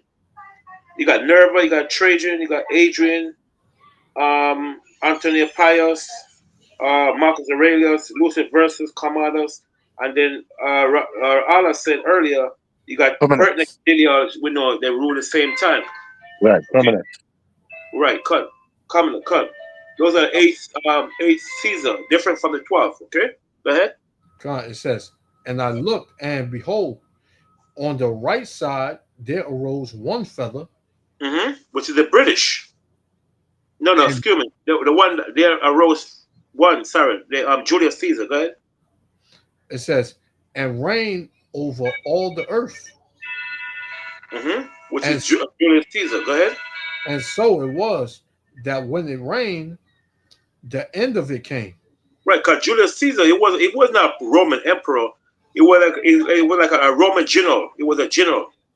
And I saw that all things. Okay. Go ahead. It says, and the place thereof appeared no more. Man, where ruled. Go ahead. So the next following stood up and reigned and had a great time. And that's known as what? Augustus Caesar. He ruled for 40. What? How long he ruled for again? I think he ruled for 41. 41. He ruled right, for. So 40. That was no. Read on. It says, and it happened that when it rained, the end of it came also, like as the first. Like as Julius Caesar. I think he ruled for I can't remember when Julius, but he ruled from 4 something to 1423. You see if I can find it, but I know that I can't remember the name. Julius Caesar ruled longer than Augustus, even though Augustus was the first. No, Augustus, he was the longest though. Who? Augustus, yeah. No, Julius Caesar ruled longer. No, man, trust me. Got rich and had a great time, right? And he said that, what's it? Hold on. Okay, let me show you right now, right? Give me the date, man. When is the date? Give me the date. Augustus Caesar ruled from 27 BC to 14. Yeah, 14, yeah. 27 BC. He ruled the longest. But Julius Caesar wasn't an emperor. Julius Caesar, you're right. I have that wrong. Yeah. Julius Caesar came first, but Augustus ruled the longest. 27 to 14. 27 BC to 14 AD. 14 AD. Con. Thanks. 27 BC. I just want to make the date properly. 27 BC. I know it's going to be 20 something on it. Thanks. To 14. Yeah, AD. 14 AD. Yeah. For 41 years. 41 years, right? Go ahead. God, it says, then came there a small Salakia. Then came there a voice unto it and said, no, you skip up. You skip. Did 14? Oh, verse 14? Yeah. And it happened that when it rained, the end of it came also. Like as the first. As the first means as Julius Caesar. Right. Right. So I got to rule I said for 41 years, 41 years he ruled. Go ahead. So that it appeared no more. Then came there a voice unto it and said, hear thou that has borne rule over the earth so long. This I say unto thee, before thou beginnest to appear no more, there shall none after thee attain unto thy time, neither unto the half thereof. Right. So what that said is that nobody will rule as much as Augustus ruled. Yeah, come on. Yep. Then arose the third and reigned as the other before, and appeared no more also. So when it with all the residue, one after another, as that every one reigned, and then appeared no more. Then I beheld, and lo, and process of time the feathers that followed stood up upon the right side, that they might rule also. And some of them ruled, but within a while they appeared no more. So this is the rulership. So pretty much their rulership was short, right? Short, very short. Yeah. And that's the 8 little feather right there. Right. Yeah, Ala was talking about. They rule for minutes, and then that's it. They disappear. Yeah, that time was short. Right. Let me see if I could give you some of the dates here. Yeah. Like Novo, he only ruled 2 years, 96 to 98. Trajan only ruled from 98 to 117. And I said Domitian was 81 to 96. Titus was 78, 79 to 81. So their rulership was very short. And they all died or they all They all got killed. killed. They got They all killed. got killed. And who killed them? Sometimes other Roman generals that killed them. All right. Yeah. They own people. Look at Julius Caesar. He got stabbed by his damn God. He got stabbed by. So these are pretty much Edomites. Edomites putting the death of the Edomites then. Yeah, they were vicious in Rome, man. It's crazy, man. It's crazy. So the division amongst Edom was always there. Yeah. They were greedy. So greed had them always divided. Yeah. Okay. It says, verse 21, for some of them was set up, but ruled not. After this, I looked, and behold, the 12 feathers appeared no more. Mm-hmm. Okay, so when it says, not to cut you off, when it says that some of them were set up but ruled not, you know what that means? Some of them was set up, but ruled not. Right? Where you read that from? That was on 21, verse 21. Okay. See, for some of them was set up, but ruled not. You know who that's talking about? Like some of them came up in the ranks, and when they thought they was about to become emperor, they got killed. Okay, so they didn't make it there. Right. So you had guys like, let's see, this guy here, he was one of them. Right? You have Agabus. He thought he was going to rule, but when his time came, they murdered him. He never got a chance to rule. Come on. Verse 22. It says, after this I looked and behold, the 12 feathers appeared no more. It's like a priest, like what Rahala was saying. Julius Caesar, he was like assassinated by the Roman senator, by a guy named Brutus and Cassius. You know, so they fear he would become a dictatorship. So they just like they take him out. You know what I'm saying? And then he was gonna turn Rome to the republic into monarchy. They said, "Nah, this guy got to go," and they take him out, man. Come on. Yeah. So then the rest. Next time we'll go over the next rest because it's a long thing. It's long, you know. Go on. What verse you left off? Verse 12. 12? Tell you right now. See this book here? You want to get this book? The Dark History, the Roman Emperors? Right. How they died. This tells you how each one died. What's it called? What? The Dark History, the Roman Emperors. Oh, the Dark History of the Roman Empire. Okay. Emperors. Right. I have the book, but I'm looking down in there. There's just too much. I have a bookshelf that I bought to put my books in there, but I was lazy to set it up. Like I got some of my books down there. So I just gotta set it up. But that's a good book. It breaks down exactly how they died, what year they died, how they died. And it also gives you, like you see when you read in that 21st verse, where it tells you, and they were set up to rule, but they ruled not. Mm-hmm. Right. So some of these emperors, they were supposed to rule, as I said, and then another fraction within the Roman Empire rose up and killed them. Mm-hmm. We left off on verse 22, Elder. Okay, we got that. Definitely, we go over that next time. I'm gonna look for this book. I'm gonna look for this book, so when I come back on, Yeah, you can see. Yeah, because once you go over the history of those books, you get a good breakdown of the 12 feather. That's the only how to break that down.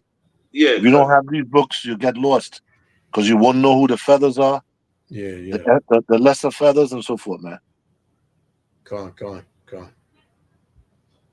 And this book here, the Imperial Rome, it also goes into the Byzantine Empire. Okay, con. Because you had guys like Goldiah, you had Maximus. You know what I'm saying? Yeah, con. See, you had Maximus, you had Goldiah, you had Domitian, not Domitian, Ecclesian.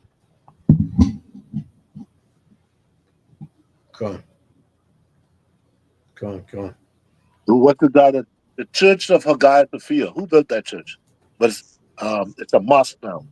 It's in Istanbul, Turkey. You remember that guy's name? Huh? You're on mute. Yeah, I think I think he's talking to somebody.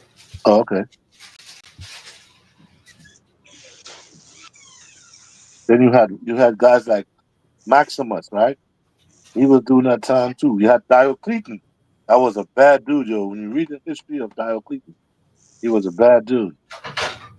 Servius Septemberus. That's another bad dude. sorry These about that. were black. The guy who built the Church of Hagia Sophia, what's his name?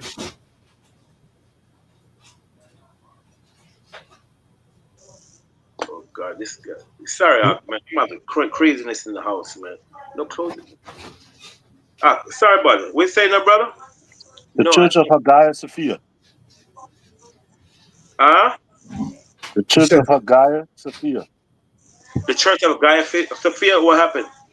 Who built that church again? It's a mosque today, but The Church of Hagia Sophia. You said it's in Istanbul, Turkey. In Turkey. Hagia Sophia. Spell it. Hagia Sophia. Let me see that. Constantine. Huh? Constantine. Nah, it wasn't built by Constantine. What you said? The Church of Hagia Sophia? Because there's a lot of noise back here. Oh God! Hold on a second. Hagia Sophia. It was built by Justinian. Sophia, meaning holy wisdom. It's a landmark in Istanbul, Turkey, known for its history. It was built by Justinian. Oh, Justinian. That's another. When did he build it? Let me see something, right?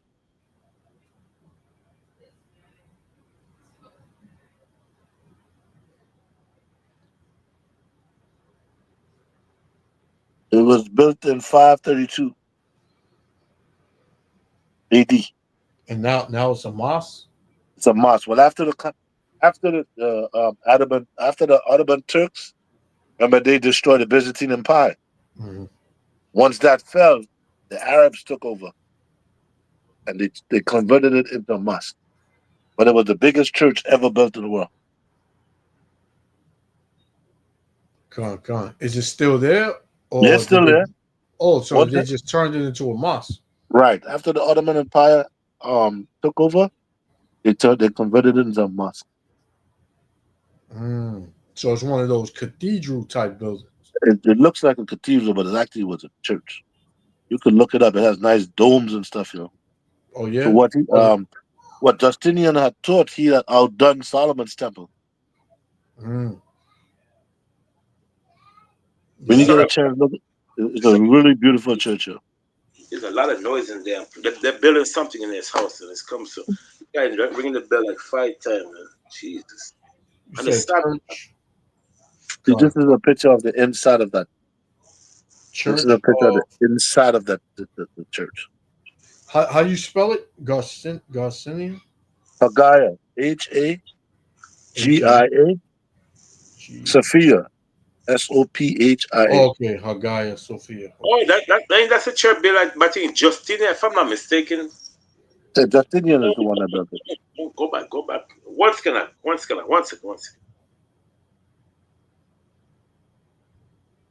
So Justinian, he ruled from 518. Sorry about that, bro. I'm sorry, for the 527 to 565. Man, that's how the building look now. Yeah. Man, that thing is a man. That thing is huge. Yeah, that's huge, man. This rip don't listen for nothing, man. That's coming 6 something. I don't know how to fix up this. So, 1 second, brother. 1 second.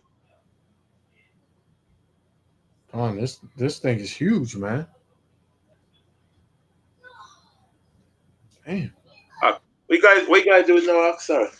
We got a lot of freaking confusion back here. No, I was just looking up the church that the brother Raul told me about, man. This thing is huge, man.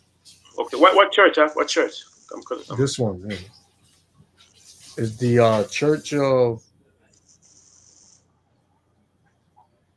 See it? The church looks like I think you got Constantine built one and But that was not. This one was built by Justinian. Today, that church would be. If